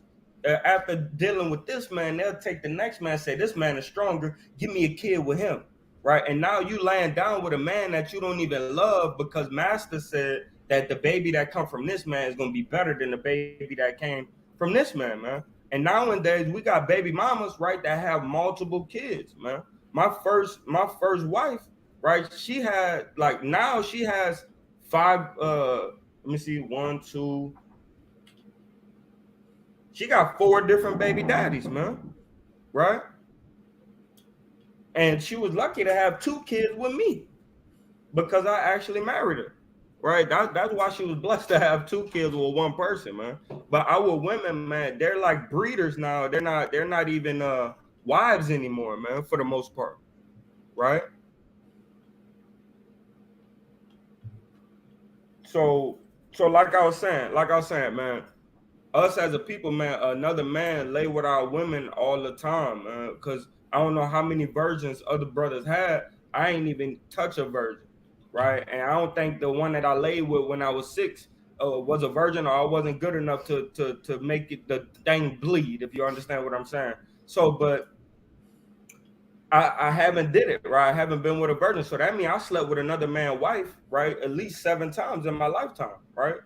That was another man's situation. One person was a fiance, right? And I slept with that person, right? So a man's woman would be given her to another man, right? You got it yet, King? I'm still. There's nothing. Just read what was in Google. It says the average woman, right? The average woman loses their virginity at the age of 16. Go ahead and read that right quick, and let's move. God, studies have found that the African American youth are more likely to initiate sexual intercourses at younger ages. Right, and before that, it said the age of 16 is the average time that the woman, right, would lose her virginity. Right. Yeah, 15. See, 15, right? My first wife, she got pregnant when she was 15, had her first baby when she was 16, right? So, and we wouldn't give away our women until they was 20. But like I said, when we have sex is marriage. A woman, by the time that she hits 18, she has at least 3 sexual partners for the most part. You have those certain people that don't have sex till they was 20, till they was 18, and that was their first partner. But that's not normal. Normally, right? Me growing up, all my friends was having sex by the time they was 14, right? And Mm-hmm. the women that they were sleeping with was 12 and up, right? You know, you feel what I'm saying? There was 12, 13, 16, 18, whatever. But needless to say, we had slut buckets at 12 that brothers was flipping, right? And that's multiple husbands. Another man shall lie, right?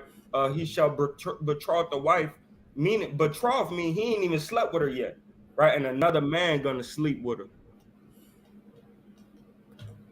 right? That's right. Thou shalt build an house, and thou shalt not dwell therein. So that goes into not only a house what you live under, but you should build a family and establish a family, and then you're not even going to be able to live with that family and enjoy that family, right? Why? Because you got to go to work. Why? Because you got beef with your woman and y'all split. There's many reasons why these things happen, right? Go ahead. Or your ass doing 10 to 15 in the pen, man. Yeah, and now she got to sleep. She felt like she had to sleep with somebody else while you was gone. You know what I mean? Another man just chilling in your house with your family. Go ahead. Thou shalt plant a vineyard and shall not gather the grapes thereof. So you when it goes into vineyard, man, vineyard going into children, but it's also going to actual vineyards, right? So it says, "Thou shalt plant a vineyard and shall not gather the grapes thereof." You're not gonna be able to reap the benefit of having kids, man.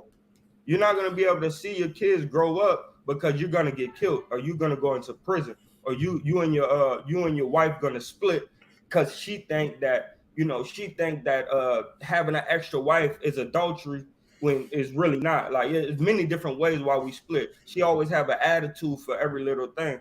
Now you split, you're not even going to be able to enjoy your vineyard, your family, right, as you should, right? So, and when it goes into ancient times, we actually had a vineyard, but we had to go to war. We got taken captive, right? We got sold into captivity. So many different things happened to where we wasn't even able to enjoy our vineyard, right? Because That's right.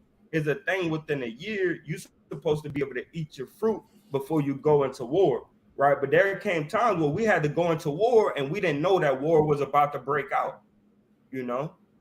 That's right. Verse 31.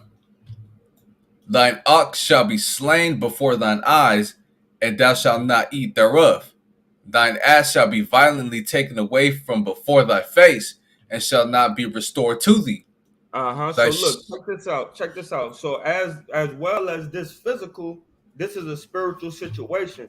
Your ox, when you go into the characters of the letters of Hebrew, right, which this was translated from, your ox means your strength, right, and your ass meaning your work, right, because the ass, that's something that you use to plow your field and be able to grow certain crops, right. So your strength is going to be taken away from you, and your ability to provide for your family will be taken away from you, right? But also this land, even California, we had ox, we had bison that was living on this land, right? We had horses that was wild. We still have wild horses in certain areas, man, right? And those things have been taken away from us. Now we don't even know where to find the damn bison at. You know, we don't know where to find the ox. Thy sheep shall be given unto thine enemies, and thou shalt have none to rescue them. And your sheep, meaning the children of Israel, is given unto your unto the enemies. But this also talking about our actual sheep. We was able to dress and cultivate land, and we had pastures on one side that the sheep, the oxen, the cows, the goats, they was able to eat of, and then we'll open the gate and we'll have our herd dog, our shepherds, to guide them into the other pasture, so we could let this pasture rest and let the manure go ahead and get into the soil, and good grass come up. And then now that they're done doing this, gleaming this field, we'll bring them back into and so on and so forth, right? But all that has been taken away from us. When they take us as a spoil, they take our animals, our children, and our wives as spoils too, right? I yield. Verse 32. Thy sons and thy daughters shall be given unto another people. And thine eye shall look and fail with the longing for them all the day long, and there shall be no might in thine hand. Con, watch this. Check this out. Right? Check this right quick.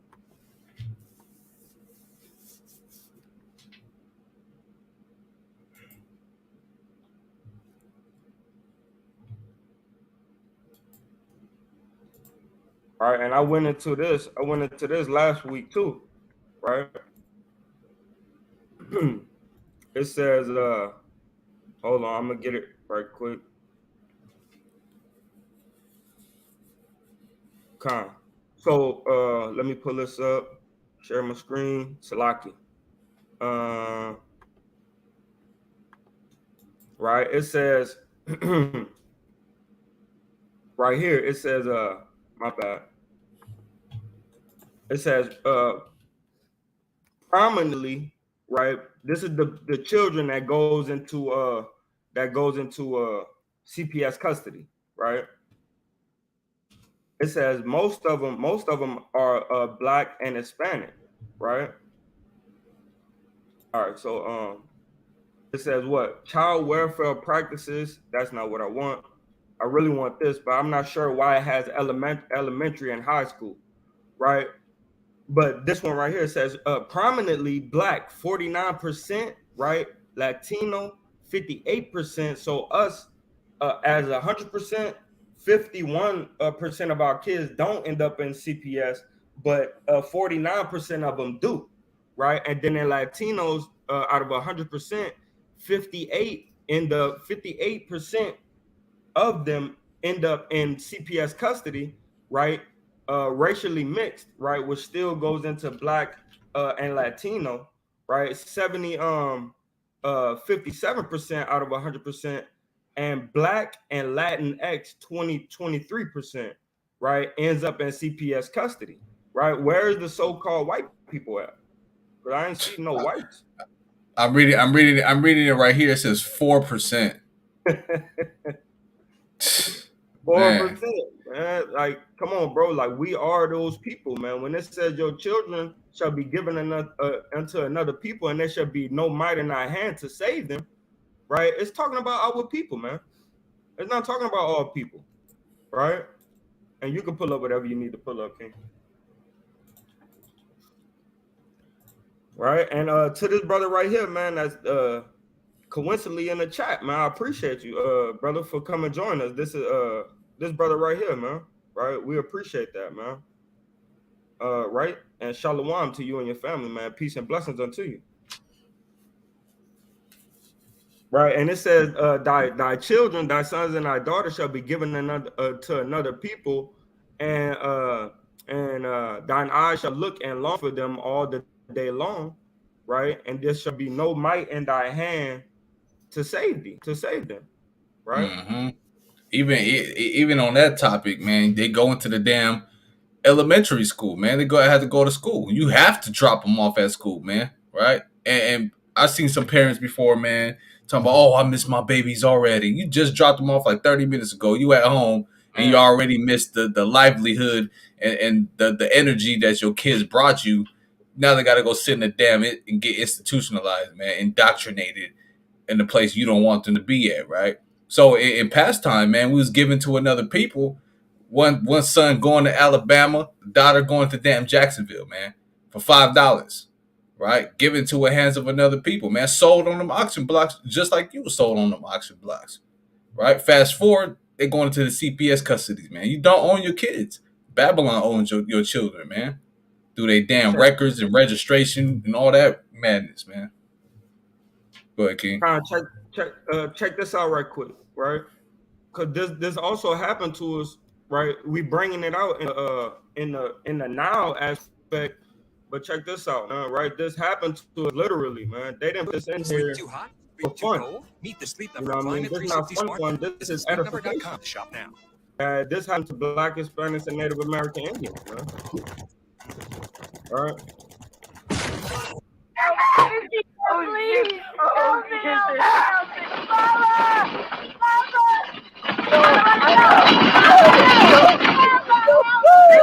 Please, no!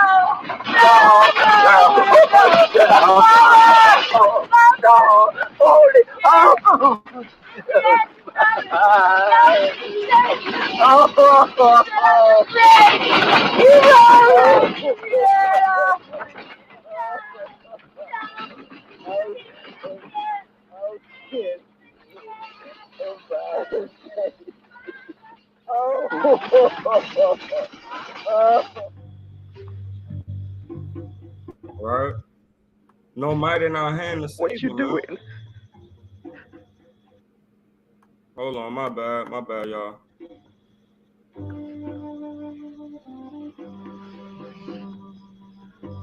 Mandinka people believe that if you save the dust from someone's footprints, someday they come back. Like naming her Kizzy was supposed to make her stay put. Well, either you lied to me, old man, or you've been lied to. That child is gone from us, and she ain't never coming back. You hear me? Never!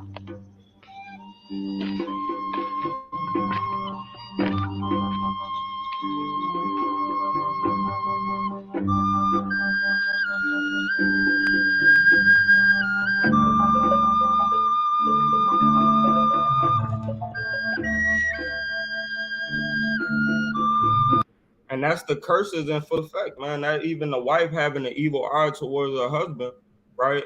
On top of her not having no might in thy hand to get him back, right? And you see the brother trying to have faith, right? And they ended up getting Kizzy back eventually, right? You see the brother having faith until he got his daughter back, right? And that tribe that he called out, that's an actual tribe of the Israelites, right? The Mondomi people, right? That's an actual tribe of the Israelites, right? So like I said, man, that video hurts me, but we always bring it out, man. Look at what happened to Kunta and his daughter, right? And we bring that out because that reigns true, right? Are you? Man, for real. And that's just what it is, man. That caused the evil eye to have. Now she's gonna hate him forever long it was gonna take. You know? Now you named her Kizzy, so she should have stayed put. And this is why husband leaves wives, man. Right? Like it's crazy, man. You know, I had that spirit today, and I gotta rebuke that spirit, man. I mean, but it's hard, bro. I guess it's hard. Go ahead. Con 33. The fruit of thy land and all thy labors shall a nation which thou knowest not eat up, and thou shalt be only oppressed and crushed always. Go look up right. I want to say 70 AD, but this thing happened before 70 AD too, man. 1492. Yeah, 1492. Right, but that's a better event actually, because we was actually mingled with the Romans in 70 AD, but in 1419, right? That's another thing of the fruit of thy land. Matter of fact, go look that up. The natives teaching the conquistadors, the white people, how to cultivate food. Right, because this reigned true again, even in 1419 when they came over here and conquered the land.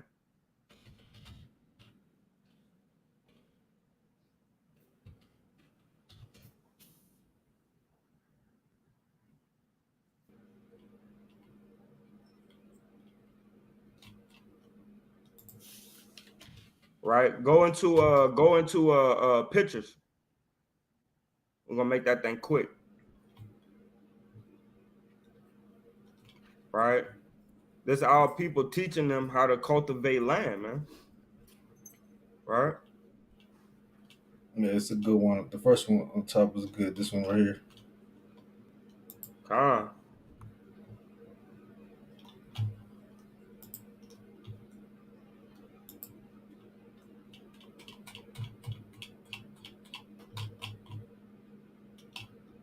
Let me go back.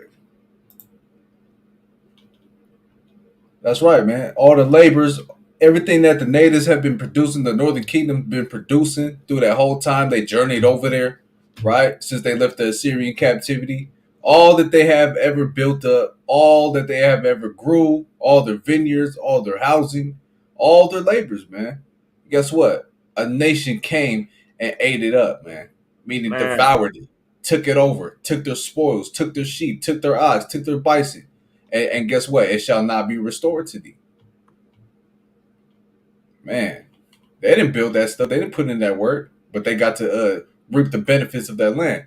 Just like our slavery, man. $40 trillion and free labor of slave labor, man, is what jump started this economy. Is where you get these Fortune 500 companies from, man. Wells Fargo, Chase, Bank of America, damn, you name it, man. Right? McDonald's, all this stuff, man, is generated by free slave labor. Even the dollars contain a certain amount of cotton just to let it be known that this is how we got rich. Mm-hmm. That's why the texture of the dollars, right, is that texture. And you can't print out, when people print out fake money, the texture just don't sound the same. That's because it's infused in the dollars. They infused it with cotton. Let me see. I want to pull something up. I think it's this. Let me see real quick. Let me pull this up real quick. And the water to everybody, man, that's hanging in here with us, man. Right? Because people find better things to do on a Shabbat day than go through the law and the curses, man. Right? And y'all found love and joy in being in here, man. Okay, let me see. Today we are here to honor the extraordinary contributions of African He Americans. said extraordinary contributions, right? Of African Americans to every aspect of American Of life. every aspect, not just some. He said every aspect, right? History and culture. From the earliest days of this nation, African American leaders, pioneers, and visionaries have uplifted and inspired our country in art, in science, literature, law, film, politics, business, and every arena of national life. The depth and glory of these contributions are beyond measure. You know it, I know it, and everybody knows it. Since the beginning of our republic, African Americans. He said what he just said is instrumental. He said that science, right, politics, and every different way of life, thank you to the African Americans, right? Because why? They stole our records. They learned to keep records and file data from the African Americans, from the Israelites, right?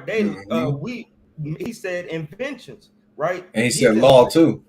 And law, because he knew everything that America has established comes from the flavor of the Black, Hispanic, and Native American Indian, right? This all is cultivated through us, man. We the ones that brought all this type of order and structure to America, right? But by us being disorderly, we're not able to rule this place, man. But the only reason why they have the amount of wisdom that they have is through our wisdom.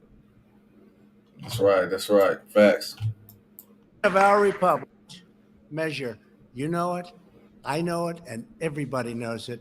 Since the beginning of our republic, African Americans have given their heart, their love, and their very lives to the pursuit. And you know this better than anybody. You have worked so hard. I guess when you get right down to it, we're all working very hard. But the pursuit of liberty and justice for all. So we pledge in the honor of our great African American pledge in honor of all the Israelites is what he's saying. Community to build a future where every American child can live in safety, dignity, liberty, and peace. As Americans, we all share the same dreams, the same hopes, and the same magnificent destiny. We are now and will forever be one people, one family, and one glorious nation under God. That's where he went off, but hey, y'all get the concept. The point is what he said at the beginning of this, right? We said at the beginning, you know. Man. They know, So, man. They know, man. Without us, man, this country would not flourish, man. It would not thrive without right, us. right. That's why they said what we want to be one nation. They just want to cleave. Because without them, man, we might as well either get down or lay down, man. And we trying to join them and let them build this place up so that way we be able to reap the benefits. Because without them, man, hey, man, we can't even wash our backs. We No. wouldn't have known nothing, right? The conquistadors, man, wouldn't have known nothing without us, without the Israelites. Let me go back to that real quick, Slucky.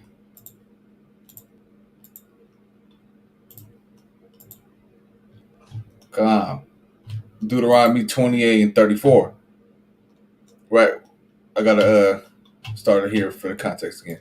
The fruit of thy land and all thy labor shall a nation which thou knowest not eat up, and thou shalt be only oppressed and crushed always, so that thou shalt be mad for the sight of thine eyes which thou shalt see. And you know what drives us crazy the most, man, is when we're talking to our people and a damn Edomite just come there and just sit there and look at you, right? like this is a show, right? That irks the crap out of me, man, and it irks the crap out of a lot of Israelites. That's why eventually we say, "Hey, what's your problem? What's your deal? Why are you here? Why are you here?" You know what I mean? We sitting there communicating with our family, and you just want to stay in the midst. You know what I mean? Sometimes we call them out. Sometimes we completely ignore them. It's because they drive us mad when we see them.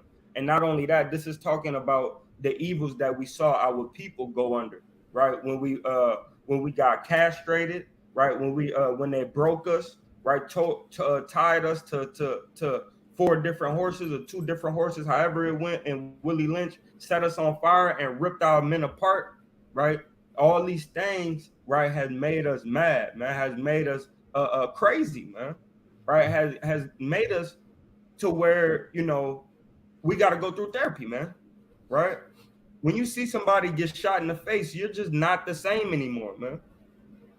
You know, when you see somebody get strangled to death and their eyes pop out of their head to a certain degree, right, 2 centimeters out of the socket, you just don't be the same afterwards, man.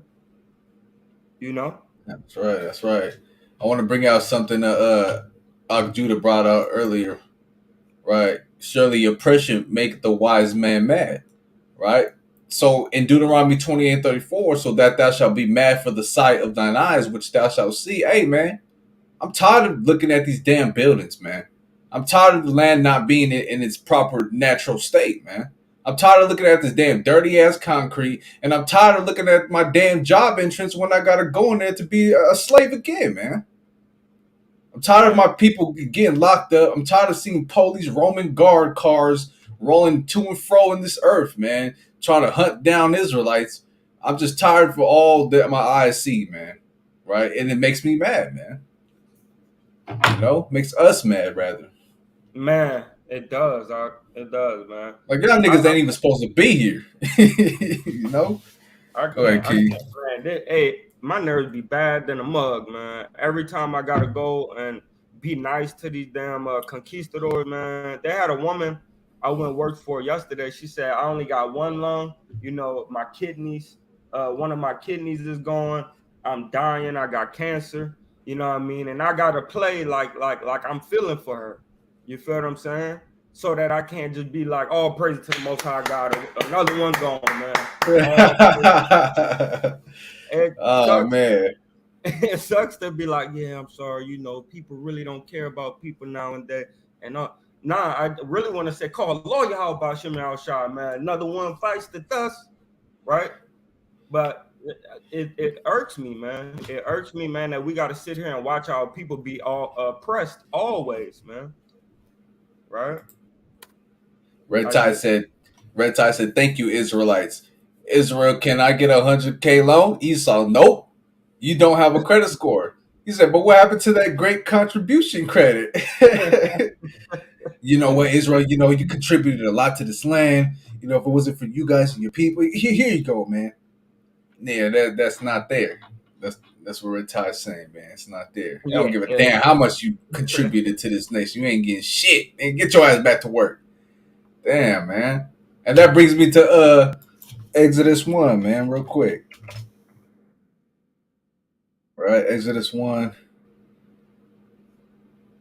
And it's lucky. 14. I'll start at 13. And the Egyptians, right, the Americans, the Babylonians, the Sodomites, right, made the children of Israel to serve with rigor, and they made their lives bitter with hard bondage in mortar and in brick, and in all manner of service in the field. All their service wherein they made them serve was with rigor. Let me get that for y'all real quick, man. Let's get that rigor. I got something too when you're done, King. Rigor, parak, which is harshness, severity, cruelty. Man. Harsh, man. Go ahead, King. Watch this. Check this out. Right? This is why we're mad, man. Right? This is why we're going mad, man. Right? All our brothers and sisters that been killed and murdered by the hands of the police, not doing anything wrong. Some of them running away, right? Some of them just not feeling like getting out the car. Maybe they had too many to drink, and the cops wanted them to walk home. And they said, "Oh, I got somebody that'll come pick up my car. Let me call them." No, shoot them in the face, right? With this oppression, this stuff makes us sick, man. Right? This right here makes us mad, man. Right? Come on. Give me 1 second. I'm going to mute real fast. Yeah, this thing here, man, makes us cry out, man, to the Most High. Right? And look what they try to say. Negroes plan to kill all whites. Why is there a Negro on a bonfire? Talk about Negroes plan to kill all whites, man. Why are there white people watching a Negro be burnt? And then it says, what? We just began. I mean, they got more stuff to do to us, man. Ain't no white and black unity, man. Why the hell they gonna show some pictures of white and black unity, man? We wouldn't have to do all of this if it was white and black unity, man. All these different fights and riots and Black Lives Matter, and this cop right here shot this man dead, man. He was running from him. Right? People forgot about that. That's not just regular stuff on his back. That's bullet holes, man. It's bullet holes, man. Shot him dead, man, running from the police. All he was doing was running. Right? This is why we're mad. Man, look, I don't know if y'all... Go ahead, Keith. Go ahead. This him pointing the gun to kill that man. I remember seeing this video. He shot him a multitude of times. Go ahead, say what you was about to say, King Salaki. Kaka, I'll wait till you finish. My bad, I'm getting vexed. All right, right? And now you want to pray. I'm sick of these people, man. Man. Right hand to God. Man, forget you, man. For real. Piece of damn garbage, man. All these Edomites, do me a favor, bro. Go get Second Ezra. Isaiah. No, get Second Ezra, man. The counted as spittle, man. I'm sick of these people, man. I'm sick of these people, man. Why we gotta deal with these damn oppressors, man? And your soul, you don't have to actually shed tears to cry, man. Right? When it says cry out loud, spare not, it's talking about show your pain, show your hurt, man. Right? And when you crying, when your soul is crying, you don't have to drop tears, man. You could cry by being hurt, man. By being vexed. by being emotionally stressed and vexed, man. My bad, King. Go ahead. 1 second. Type this in. This is the book of Second Ezra, chapter 6 and verse 56.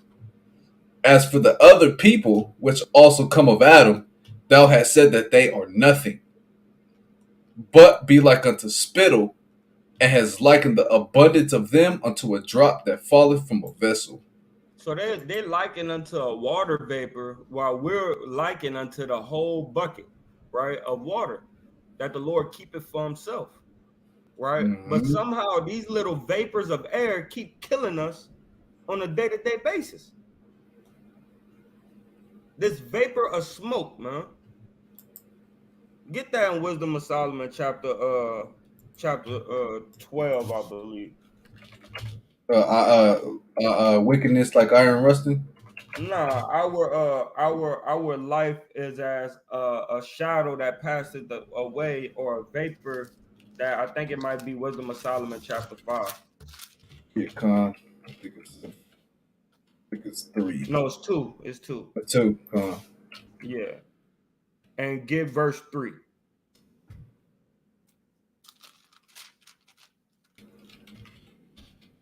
No, 2. Give verse 2 and we'll read the 3. Salaki. God, this is Wisdom of Solomon, chapter 2, and verse. Start from chapter 2 to chapter 3. Chapter 2 and verse 2. Okay, come. For we are born at all adventure, and we shall be hereafter as though we had never been. These vapors, man. Vapors just evaporate that go into the sky, man. Right? This is what the wicked are likened unto, man. But they have used the creatures as in their youth, man. Go ahead. God, I gotta start back at 1 for the context. This is what the ungodly say. This is what they say to themselves, right? For the ungodly said, reasoning with themselves, but not aright. Our life is short and tedious, and in death, and in the death of a man, there is no remedy. Neither was there. Is no bringing a person back when they die, right? Except Yahweh Shai that showed that in plain sight, right? But go ahead. Neither was there any man known to have returned from the grave. For we are born at all adventure, and we shall be hereafter as though we had never been. For the breath of in our nostrils is as smoke, and a little That spark means in they the have moving of our heart. the wisdom and knowledge and understanding that we have, they don't have. So the breath in their nostrils is like smoke. It's like death, right? But the breath in our nostrils is everlasting life, right? But go ahead. Which being extinguished, our body shall be turned into ashes, and our spirit shall vanish as the soft air. And that's them. That's the Edomites. That's the Edomites, man. They vanish as the soft air, man. And for some reason, these little particles are able to constantly kill us, man. This is why Ezra said, how long, if this world had been given to us for our sake, how long shall we be like this, man? Right? Roughly and loosely paraphrasing, man. Because we sick of the vapors killing the damn people that's in the water bucket. Go ahead. God. Verse 4. And our name shall be forgotten in time, and no man shall have our works in remembrance. And our life shall pass away as the trace of a cloud, and shall be dispersed as a mist that is driven away with the beams of the sun, and overcome with the heat thereof. So this bucket, this drop that fall out the bucket, this what happens to it. The sun burns it up, the damn vapor goes, it goes into the cloud. But on another fold, that sun is wisdom, knowledge, and understanding. Also the Son of Man, and he's gonna come and burn them up, man. And this wisdom, knowledge, and understanding burns them up on a day-to-day basis. We don't kill them with the gun right now. We don't kill them with our hands right now. We kill them in the spirit. right? We bring out Revelation chapter 13, verse 9 and 10. We bring out the book of Isaiah chapter 12 and 1, the book of Isaiah chapter 1, chapter 14 and 1. We bring out their judgment, their punishments, right? And we kill them, right, with the spirit, man. But it's gonna come the time where the Son of Man gonna come back and we gonna burn them off the face of the earth, man. And so like y'all yield with that. Con. That's all you wanted to read, or keep going? Yeah, you can keep going if you want to, but that's all I really wanted was 2 and 3. Con. Yeah, and that's right, man. You know, these heathens are destroying us, man. They devouring us. Just like I'm gonna read that other portion in Second Ezra, right? Verse 57, Second Ezra 6 and 57. And now, O Lord, behold, these heathen, which have ever been reputed as nothing, have begun to be lords over us and to devour us. Right? They're masters over us. They're the head and we became the tail. And they're devouring us, meaning they're consuming us in all aspects of consumption, man. Right? They're killing us on the streets, man. Our dead bodies is lying as carcasses, man. And that's why I wanted to pull up over here, right? I don't know if y'all seen this movie on Netflix, man, called Two Distant Strangers, right? About the brother who keeps waking up and getting shot by the same cop over and over again, man. Right? Waking up every day. He woke up like 100 times and telling the cop, like, look, man, you're going to kill me again. Right? But at the end of this movie is something I wanted to point out. Right? Let me put it on here, right? It's a movie called Two Distant Strangers. I really encourage y'all to watch it. Right? But this is what I want to bring out in the end. How many of our people are out here getting killed, man? Right? I'm getting home with my fucking dog. Let me mute it. Right? Gotta mute it. Look at that. Eric Garner had just broken up a fight. Everybody of our people getting killed, man.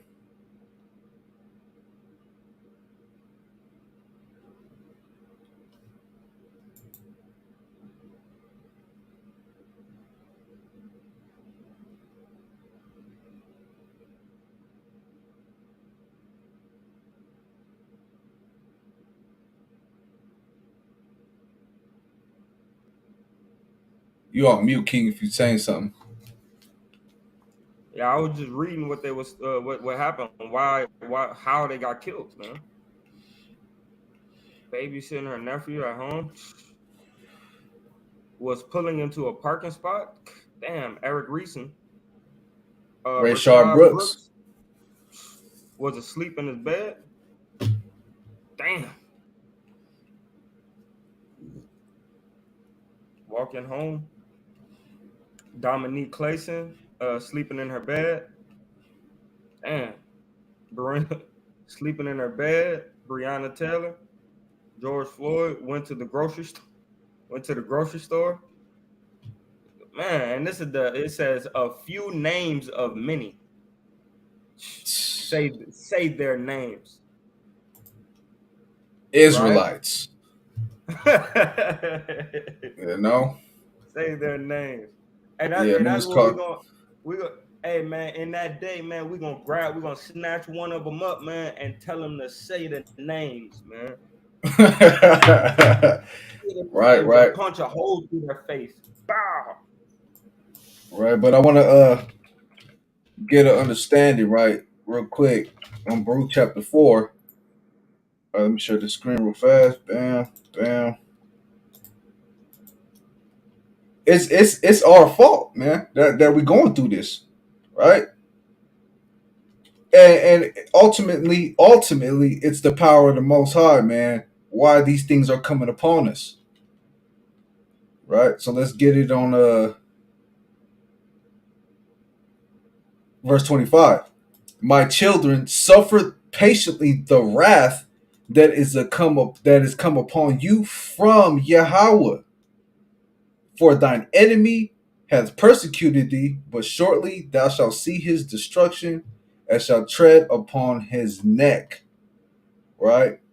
The Most High did this to us, man. Right? Watch this. For he hath brought a nation upon them from far. Right? He, Who's the he? Yahweh. A shameless nation and of a strange language, who neither reverenced old man nor pitied child. So we got to get back to these laws, man. If we want these things to stop, man, and we want our people to get liberation, we got to come back from the laws, come back to the laws of the Most High, rather, right? But damn, man, it's supposed to vex us, man. We're supposed to feel like shit. We're supposed to feel like we did something wrong, man. Oh, nah, it's all good. Don't worry about it, man. People died. Nah, man, that's what the ungodly say. The ungodly say, oh, we all pass away. Don't worry about it. Everyone dies. Nah, man. That's a wicked thought, man. We only dying because we forsaken the laws of the Lord. You know?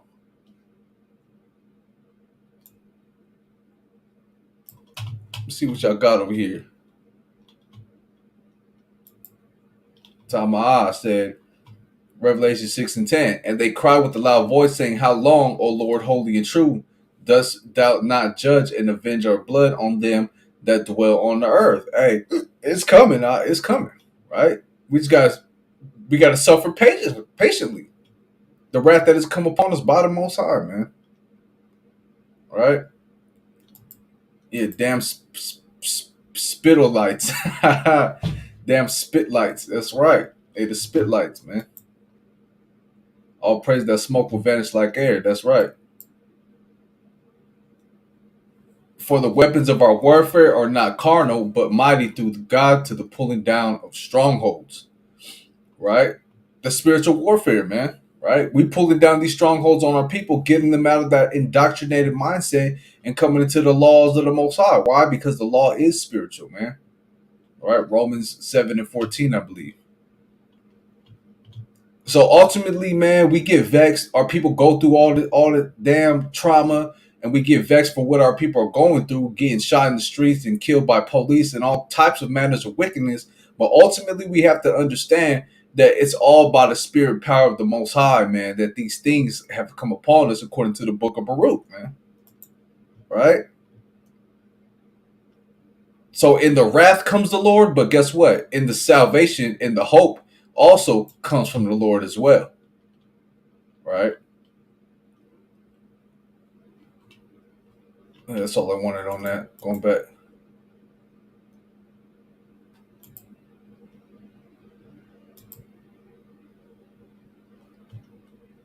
And that all went off of Deuteronomy 28 and 34. Right? Let's keep going. 28 and 35. Yahweh shall smite thee in the knees and in the legs with a sore botch that cannot be healed, from the sole of thy foot unto the top of thy head.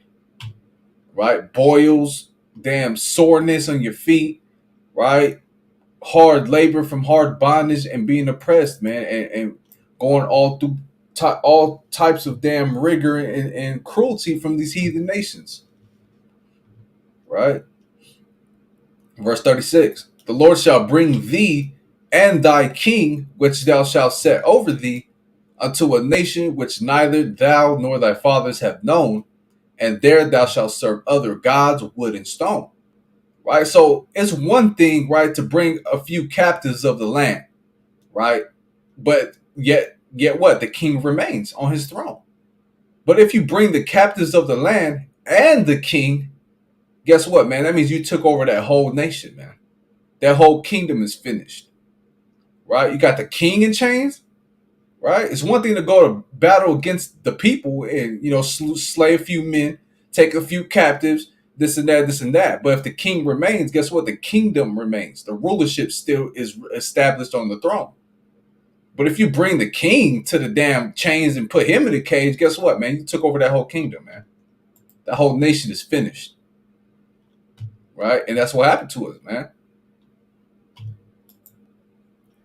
That's why I don't stress, because I know we got next. My Yahweh is of life, not death. That's right. That's why I'm telling you, man, Baruch 4:25, I suffer patiently.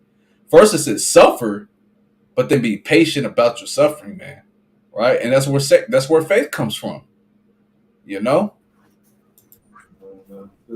Right? So yeah, that's what I'm saying. It's one thing to bring to the people, but if you bring that king, oh yeah, that kingdom's finished. I got the king, King Wooty Woo. Yeah, put him in chains, put him in a cage, and you take him to another land. Hey, that whole kingdom's finished, right? The whole kingdom's finished. Which thou shalt set over thee unto a nation which neither thou nor thy fathers have known, and there thou shalt serve other gods, wood and stone. Right? We already know what that wood is. Christianity, right? Wooden idols, and that stone, that big old Kaaba stone in damn Mecca, man. That the damn Islam walk around in circles, man, all day, every day, worshiping the damn block, man. What kind of madness is that? Right? And that's what people are going through. Religions. Right? Verse 37. That thou shalt become an astonishment, a proverb, and a byword among all nations, whether the Lord shall lead thee. Right?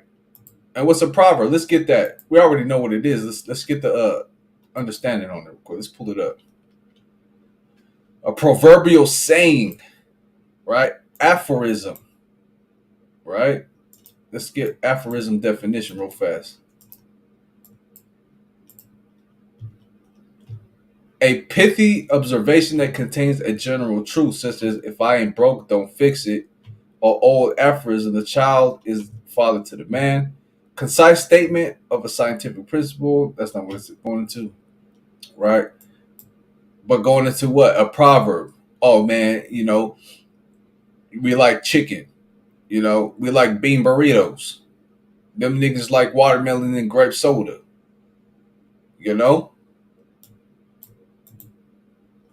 Byword. A sharp word, sharp cutting word. A taunt. Right? You damn nigga with an ER at the end. Right? Damn big lips, big noses. You know what I'm saying? Proverbs and bywords. Words we go by is how I be putting it. Words that we go by. And we accept these terms, man. Right? Our people, I'm black. I'm African American. I'm colored. Instead of calling ourselves Israelites, man. Instead of calling ourselves the glorious God's people, man. We call ourselves these things. Right? Go ahead, and I yield with that if you want to chime in on that, King. Con. So, like the brother was saying, man, proverbs and bywords, man, these things reign true on the Israelites, the so-called Black, Hispanics, and Native American Indians, right? So we got the all niggas like chicken, the watermelon situation, a black man, an elevator could raise a family, but not a black man. Why is that true? That's because we're under curses, right? That's the reason a black man can't raise up his family, right? Because the black woman want to be the damn man, and the black man, he has to put down his manliness, right? So that way his family could stay together. Or he got to be a man, and then it breaks up the family unit because the woman wanna rule over the household, right? And then it says what? Astonishment, a proverb, and a byword, man. Everything besides an Israelite from the tribe of Ephraim, an Israelite from the tribe of Gad, an Israelite from the tribe of Judah, man. Right? Among all nations, man. Right? That the Lord thy God will lead us, man. And we have different names within all these different nations, right? When you go to Ethiopia, these Ethiopians, they call you Kata. Different Africans, they call you Kata, right? A cotton picker, man. Right? Or they call you a blackface, right, in their language, right? Or they call you, like, even Mexicans, they get it from the conquistadors. They call you what? A black beetle, right, in the Spanish language, right? Mayate, right? That's a black beetle, right? So they have names for us in all these different countries and nations. Go ahead. Go on, verse 38. Thou shalt carry much seed out into the field, and shalt gather but little in. Mm-hmm. For the locust shall consume it. And these locusts, right, it's on a literal sense, right, but it's also in a figurative sense, right, where it says, thou shalt carry much seed out into the field, right? When you carry seed out, that's you what? making the land to grow fruit, making the land to be plenteous, right? When you plant a seed, you expect crops, right? But now we planting seeds, right? And then they just go wherever. We don't even know where the seed land. You feel what I'm saying? You got some people, they don't realize they don't understand that they have a child until the child like 10 years old. Then the mama come back and they like, oh, we had a child in 2016 and blah, blah, blah, you know? So that's us, right? Thou shalt carry much seed out into the field, right? We got kids that we just find out about. Not only that, when you carrying out seed, that means you doing a lot of work. You planting everywhere, but you're not able to gather in nothing, right? The same way it said in verse 16, right? And it said the locust shall consume it, right? The other nations, they consume our seed, they consume our children, man. You got people that have children, right, with a so-called black man, and they go get with a white man, and that man raise up that seed, and what? It consumes it. Why? Because that the child never now doesn't think of that black father as a father. It thinks of that white man as a father. So all the good that come out of that child, right? The locust, right? That so-called other nation is able to eat it up. That's right. That's right.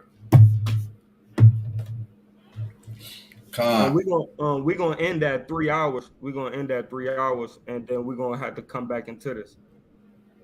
Man, you know what's crazy? I just thought about on this one, man. 38 says, "Thou shalt carry much seed out into the field." We already know the seed is the children of Israel, man. How many times did 40 slaves out there, but only 24 returned back, man? Only 32 returned back, man, because the rest of them died in that heat, or the damn got shot by the damn Edomite on the damn horse, man. Man, damn, I didn't even think about that. Man, we lost 3 of our brethren today, man. Like 6 of our brethren today, man. Got caught putting cotton in their pocket allegedly. No, man, that damn Edomite just wanted to shoot, man. Man, damn, man. And That's crazy. shall gather in little, man. That's the ones that fell by the wayside, man. Or they gathered in. Oh, you ain't bring this much cotton bags this day. Line them up, Charlie. I told you. I'll shoot them down. Like, man, the that's locusts wicked. shall consume it. Right? That's the other nations putting a bullet in your eye. You know what I mean? Yep. That's right. Damn. Verse 39. Thou shalt plant vineyards and dress them, but shalt neither drink of the wine nor gather the grapes, for the worms shall eat them.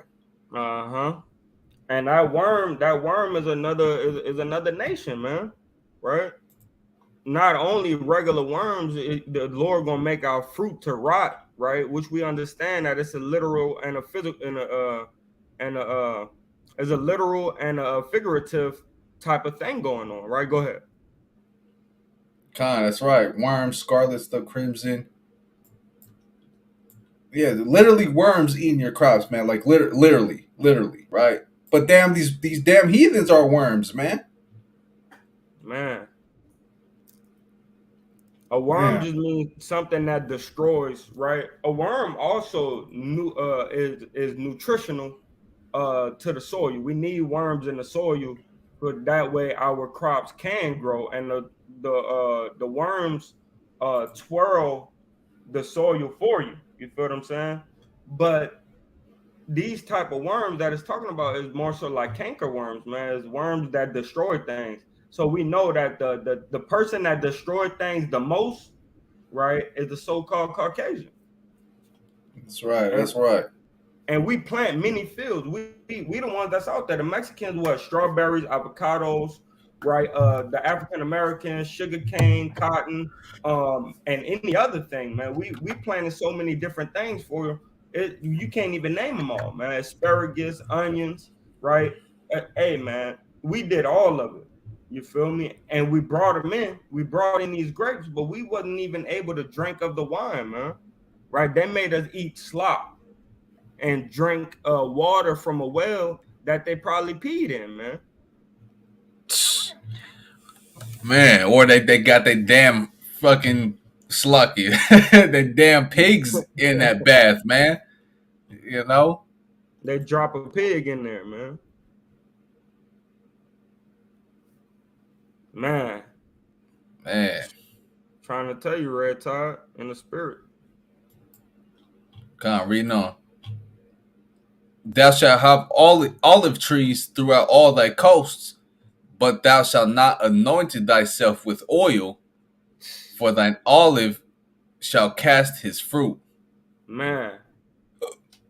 Like the anointing that we do have, that goes into our praises, our praise dances, you know, our the way that we love and really care about God, but we don't have the knowledge to do so. You know, all this anointing stuff, like our olives, we're known as a nation, we're known as an olive tree, right? As a vineyard, right? As a grapevine. So we not able to even be in our anointing as we supposed to, man. Right? Because it says thou shalt have olive trees throughout thy coast, right? We're the olive trees and olive branches, right? But thou shalt not anoint thyself with the oil, right? That anointing oil comes from the olive trees. We don't anoint one another because we don't even care about one another, right? We don't smush it and make it into anointing oil because we don't even have enough care and concern for our nation, right? Man. And it says, for thine olive shall cast his fruit, right? Because you don't even give a damn about your people, man. When it says cast your fruit, that's us popping one another, us shooting one another, right? That's that olive tree that shall cast thy fruit. You don't even care about gathering the olives to press oil to anoint your brother. You care about putting a bullet in your brother.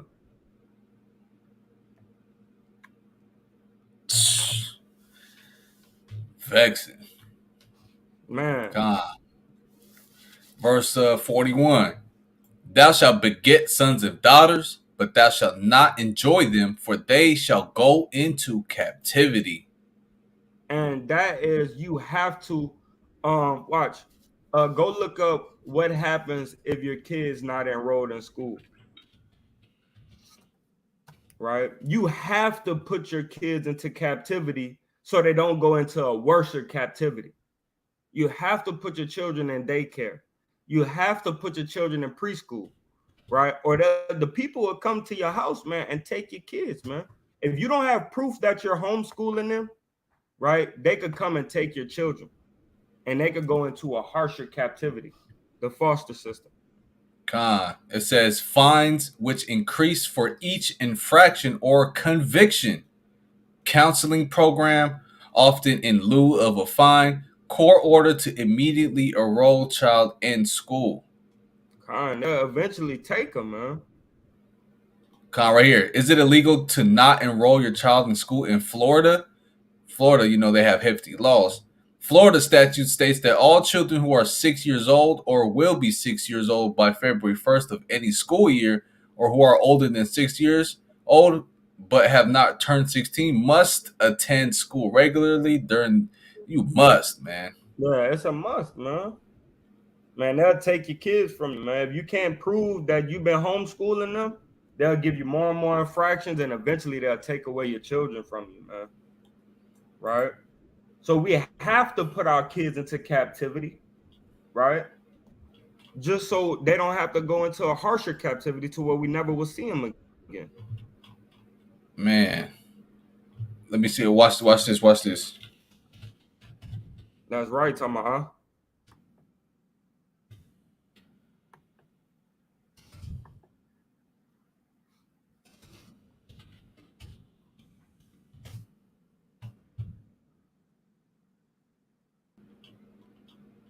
There's a picture I found before. Look at this. Look at this child, man. He going into captivity too.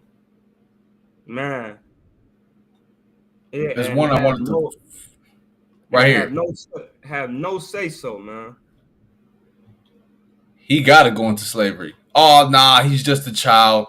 Don't worry about him. Nah, man. That's why we just read in Baruch that this nation, man, is not going to reverence the old or the young.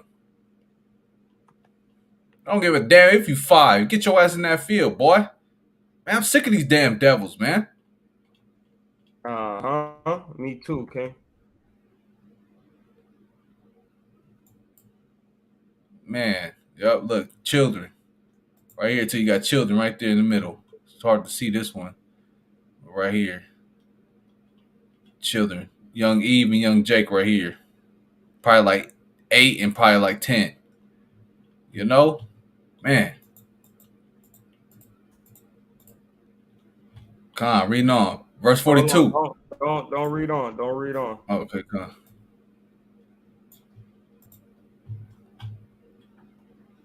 I want to get something else on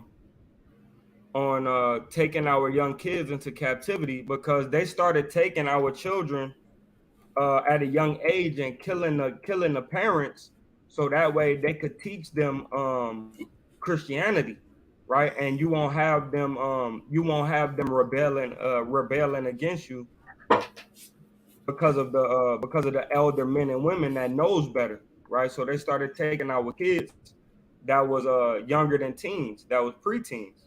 I mean, not even preteens. They were like 3 and 4 years old. I can't find it, but I had it that it was in a video. Paraphrase the title if you can.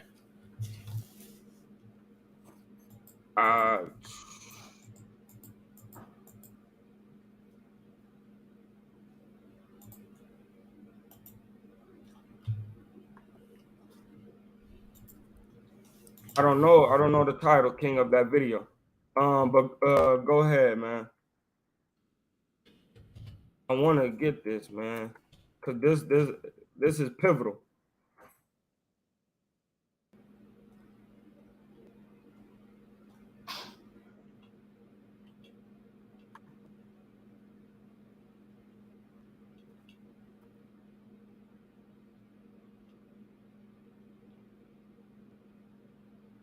It was the Catholics too.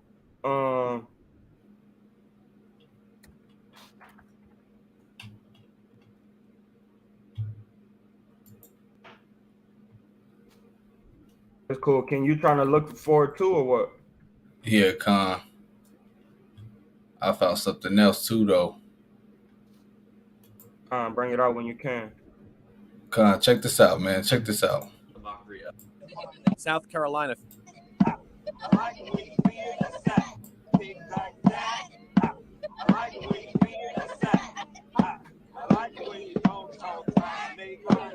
South Carolina fifth graders told to sing while picking cotton in the field. I'm livid right now. In the middle of Black History Month. I'm African American, and my ancestors pick cotton. Why would I want my son to pick cotton and think it's fun?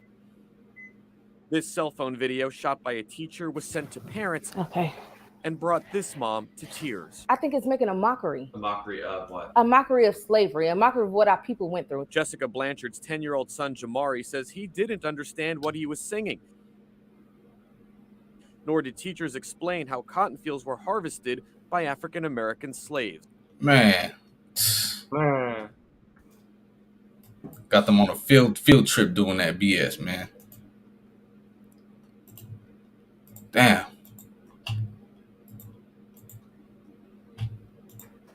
God, that's all I wanted to bring up. Man, I cannot get this video, man. But hey, man, there's a video out there, man, that teaches you that they started taking our kids at 3 and 4 years old, so that way they don't have to beat this Christianity, Catholicism doctrine into their brain. They just accept it with no problem and get raised up to be good slaves, right? But I can't find it right now. So let's go on, King. Con.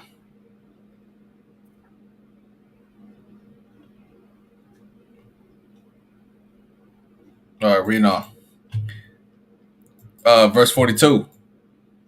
All thy trees and fruit of thy land shall the locust consume. The stranger that is within thee shall get up above thee very high, and thou shalt come down very low. He shall lend to thee.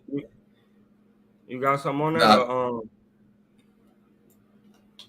Nah, I don't got no precepts on it. Just I could expound on it though. Read it again. The stranger that is within thee shall get up above thee very high, and thou shalt come down very low. So he shall let. Go ahead. So we see that it says what? All thy trees and the fruit of thy land shall the locust consume, right? Talking about the men, just like our crops, the trees the same way. They able to live off it, but we get put into captivity, right? The stranger that's within thy gates shall get up above thee very high, and thou shalt come down very low. So that the stranger, right, that was under thee.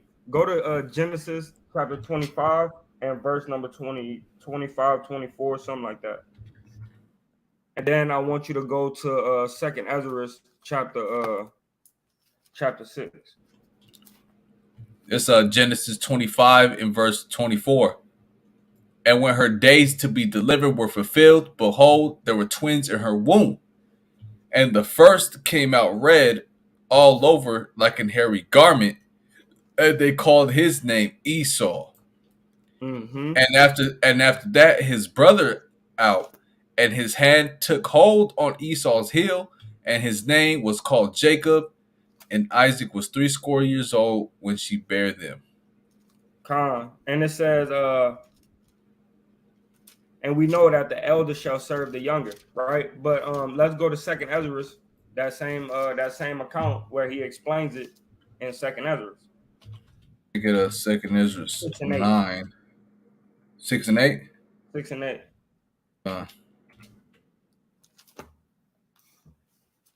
This is Second Ezra chapter 6 verse 8. And he said unto me, from Abraham unto Isaac, when Jacob and Esau were born of him, Jacob's hand held first the heel of Esau, right? And verse 9, for Esau is the end of the world, and Jacob is the beginning of it that followeth. So Esau is in rulership. We're serving Esau right now, but Jacob, right, is going to come to that point of time where Jacob is going to take a hold of Esau and bring him down, man, right? So we're waiting on that. But right now we're servants, right, under tribute of the Edomites, right? So I wanted to bring that out. Also, I wanted to bring out one more, and I can't think about it right now. Ecclesiastes 10. Maybe so.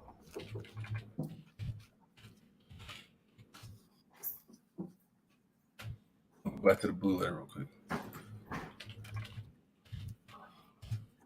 Ecclesiastes chapter 10 and verse 9, I believe.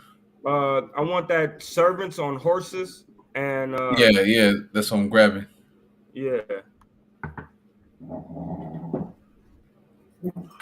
This is chapter 10. Yeah, right here. Ecclesiastes chapter 10 and verse 7. I have seen servants upon horses and princes walking as servants upon the earth. So that's what we're going into right now, is that we the princes, we the kings, right? But we have been brought in very low, and we became servants, right? For the Lord's sake, and not only for the Lord's sake, but for these dang Edomites' sake, right? And a servant has give me the tail shall become the head, and the head the tail. That's what I was looking for in Ezra. But that goes with it too, which is take the heel, right? Thou shalt become the tail. Yeah, that's the second part on what we're just reading on the curses. Deuteronomy 28 and 44. He shall lend to thee, and thou shalt not lend to him. He shall be the head, and thou shalt be the tail. Bring out the banks. Who's running the banks? Okay, I have that. Man, I had that photo too. Let me just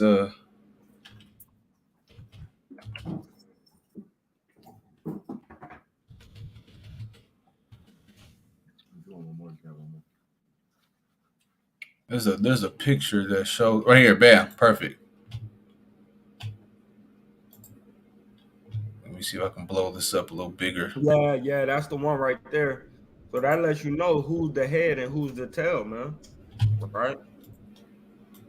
What we could lend to one another. We lend to one another what 100, you know what I mean? Maybe a couple hundred, you know what I mean? But the person that we go to for big loans is the conquistador, man, the so-called white man. Salaki, I thought it was sharing. Hold on. All right, let me share this, Salaki. Bam, there you go.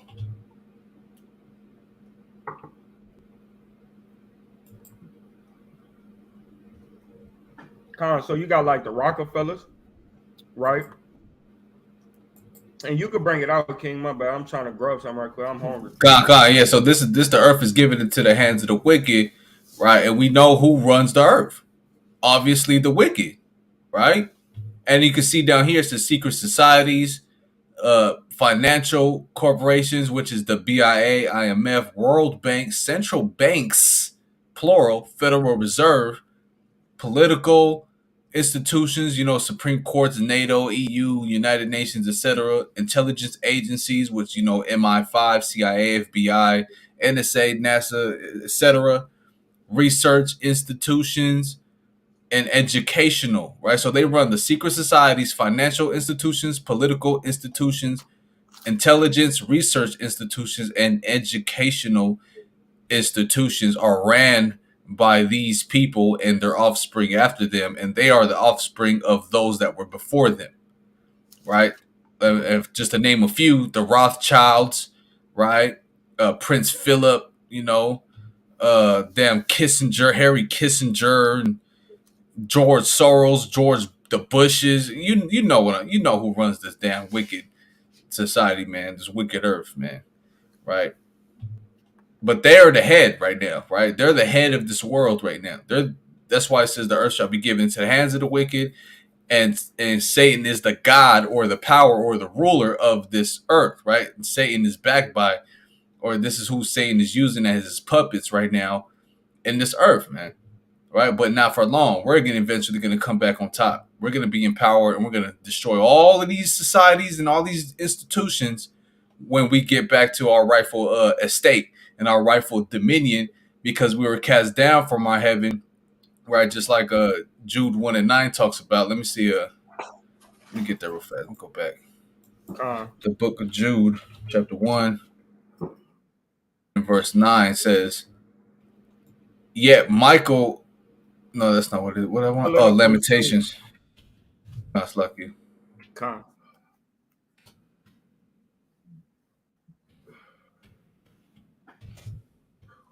See, okay. And real time, man, you hit the nail on the head, man. Right? We can't get that 100K, man.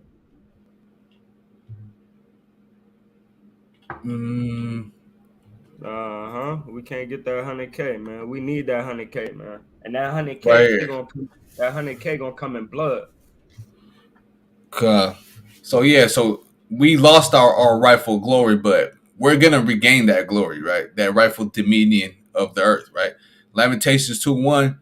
How hath the Lord covered the daughter of Zion with a cloud in his anger? Meaning what? That cloud obscures our vision and it pulls us apart from the Most High. We're not able to see the Most High in the spirit. We have this covering cloud over us, this dark cloud, just like you see in the cartoons. You got a dark cloud over your head just raining on your parade all day, right? In his anger, and cast down from heaven unto the earth the beauty of Israel, and remembered not his footstool in the day of his anger. And what's the Lord's footstool? The earth, right? The earth is not it's not under his feet, or like what it's trying to say is what's under his feet is not something that is beautified how Israel should be beautified. We should be under his feet. we should have dominion under the earth. But under his feet right now is just wickedness. That's what's under the earth. Con, and when you go into what's really under the Lord, under the Lord footstool, right? When you see the vision of Daniel, right, is what nice colors, right? Beauty, right, is under his foot. It says Right. it's like unto pure Sapphire. sapphire stone, right? That you could see through, man. That's a beautiful thing, right? But right now, what you got smoke, you got plexiglass, man. You know what I mean? And you got constant destruction under his foot, man. And that's the wicked kingdom that's ruling right now. Con.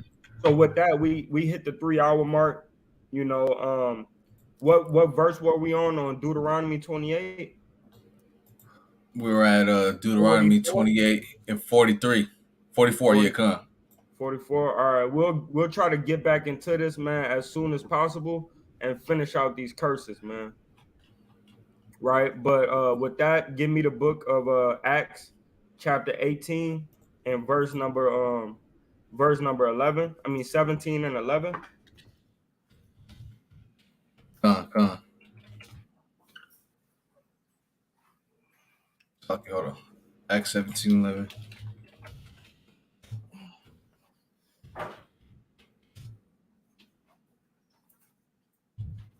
So I didn't mean to lose my screen so fast. No, it's all good. All right, this Acts 17:11. These were more noble than those in Thessalonica, and that they received the word with all readiness of mind, and searched the scriptures daily whether those things were so. So it says these were more noble than in Thessalonica, right? Ready to receive the words of God with all readiness, man. Right. So, and they search the scriptures daily, man. So this is another thing that we have to do as the children of Israel, man. We have to try to be as noble or more noble than those that are in Thessalonica, man, and search these scriptures out daily to see if these things are so. Right. This is another Shabbat service, man, where your brothers came out, right, to go through these curses and edify the people, man. You know, and continue to study, right? Do your due diligence and understand that the Black, Hispanics, and Native American Indians are those who's going under these curses, right? Quick precept from Bayan, the God, right? I got one more precept after that too. This is Revelations chapter 1, verses 3. That's what I was about to bring up. Go ahead. The spirit. Revelation chapter 1, verse 3. Blessed is he that readeth, and they that hear the word of this prophecy, and keep those things which are written therein, for the time is at hand. No, go ahead. Oh, okay. Well, it says, blessed is he that readeth, man. You get blessed, man, by reading these laws, statutes, and commandments, and reading the prophecies, you know what I'm saying, that are in this book, man. You get blessed because you start to realize that we ain't going to be stuck in prison, the prison house forever, man. We're going to get set free from this prison house. I mean, that's the best thing that somebody can hear when they're in prison. Hey, Drummond, roll up. You know what I'm saying? Get your bed. It's time for you to get up out of here and be free. The Most High God. Hell yeah. But you ain't going to be able to understand that if you ain't sitting over here reading. It says you get hope in the scriptures. We find hope in God's law, statutes, and commandments and the prophecies, man, knowing we're going to be out of here. So it says, blessed is he that reads, and they that hear the words of this prophecy, and keep those things which are written therein. If you keep the laws of God, man, then we're going to get out of this captivity. I mean, we hate Esau so much, man, but me personally, man, I'm more grieved with my people that want to rise up against Yahweh, that force Yahweh's hand, force the Most High God's hand to be on our butt, man. You know what I'm saying? Forces the Most High God's hand to put us in this captivity, to let this weak, decrepit beast in this system, America, roll over us. For the time is at hand. It's at hand for us to start reading and studying and understanding what we need to do. Calm. You got something else? Yeah, I got one more right here. This is the book of Baruch, chapter 4, and verse number 28. Right? No, I'll start at 27. Be of good comfort, O my children, and cry unto Yahweh, for ye shall be remembered of him that brought these things upon you. For as it was your mind to go astray from Yahweh, so being returned, seek him 10 times more. Right? So we got to seek the Most High even harder than we've ever done in these last days, man. Right? We went astray from the Lord 2 times more, right? So now in return, we got to seek him even more than that, 10 times more, right? A complete amount of times, man. Don't give up and search these scriptures daily, and you'll be blessed if you read, man. Right? You. Precept. This is the book of Hebrews, chapter 11, and verse number 5. By faith, Enoch was translated that he should not see death, and was not found, because Yahweh had translated him. For before his translation, he had this testimony that he pleased Yahweh. Right? Verse 6. But without faith, it is impossible to please Yahweh. For he that cometh to Yahweh must believe that he is, and that he is a rewarder of them that diligently seek him. So as we see that Enoch was translated, the way that the elect gonna be saved is by translation, right? And the only way to obtain any of that, right, is by having faith, right, and works, right? But faith, because he's a rewarder unto them that diligently seek him, and us seeking him is our work, right? Another precept by yonder God. Is Proverbs chapter 15, verses 28. The heart of the righteous studieth to answer. You know what I'm saying? You got to study to answer the ways of life. You got to study to be able to answer, you know what I'm saying, what somebody's trying to tell you, is so you could be able to tell them what's right, what's wrong, and what they're doing. You know what I'm saying? You got to study. But the mouth of the wicked poureth out evil things. And that's how we become. We become like the mouth of the wicked, like the system of America pouring out evil things, man. It's an evil thing to think that you want to be unified with your captor instead of rule over him and conquer him, man. But that's all I had. That's right. That's right. So with that, you got another one? No. With that, Shalom. All praise to the Most High. K.O.Y. Bashim El Shai. And with that, man, Shalom, peace and blessings to all the family out there. The water to the Akium, Akwatium, right? That came into the chat, man, and was actually responsive and responding, and all your chats and writings and texts or whatever you want to call them, they matter. We appreciate y'all, man, for helping us through the spirit, right? And with that, Kwam Yashala. Kwam Yashala. Shalom.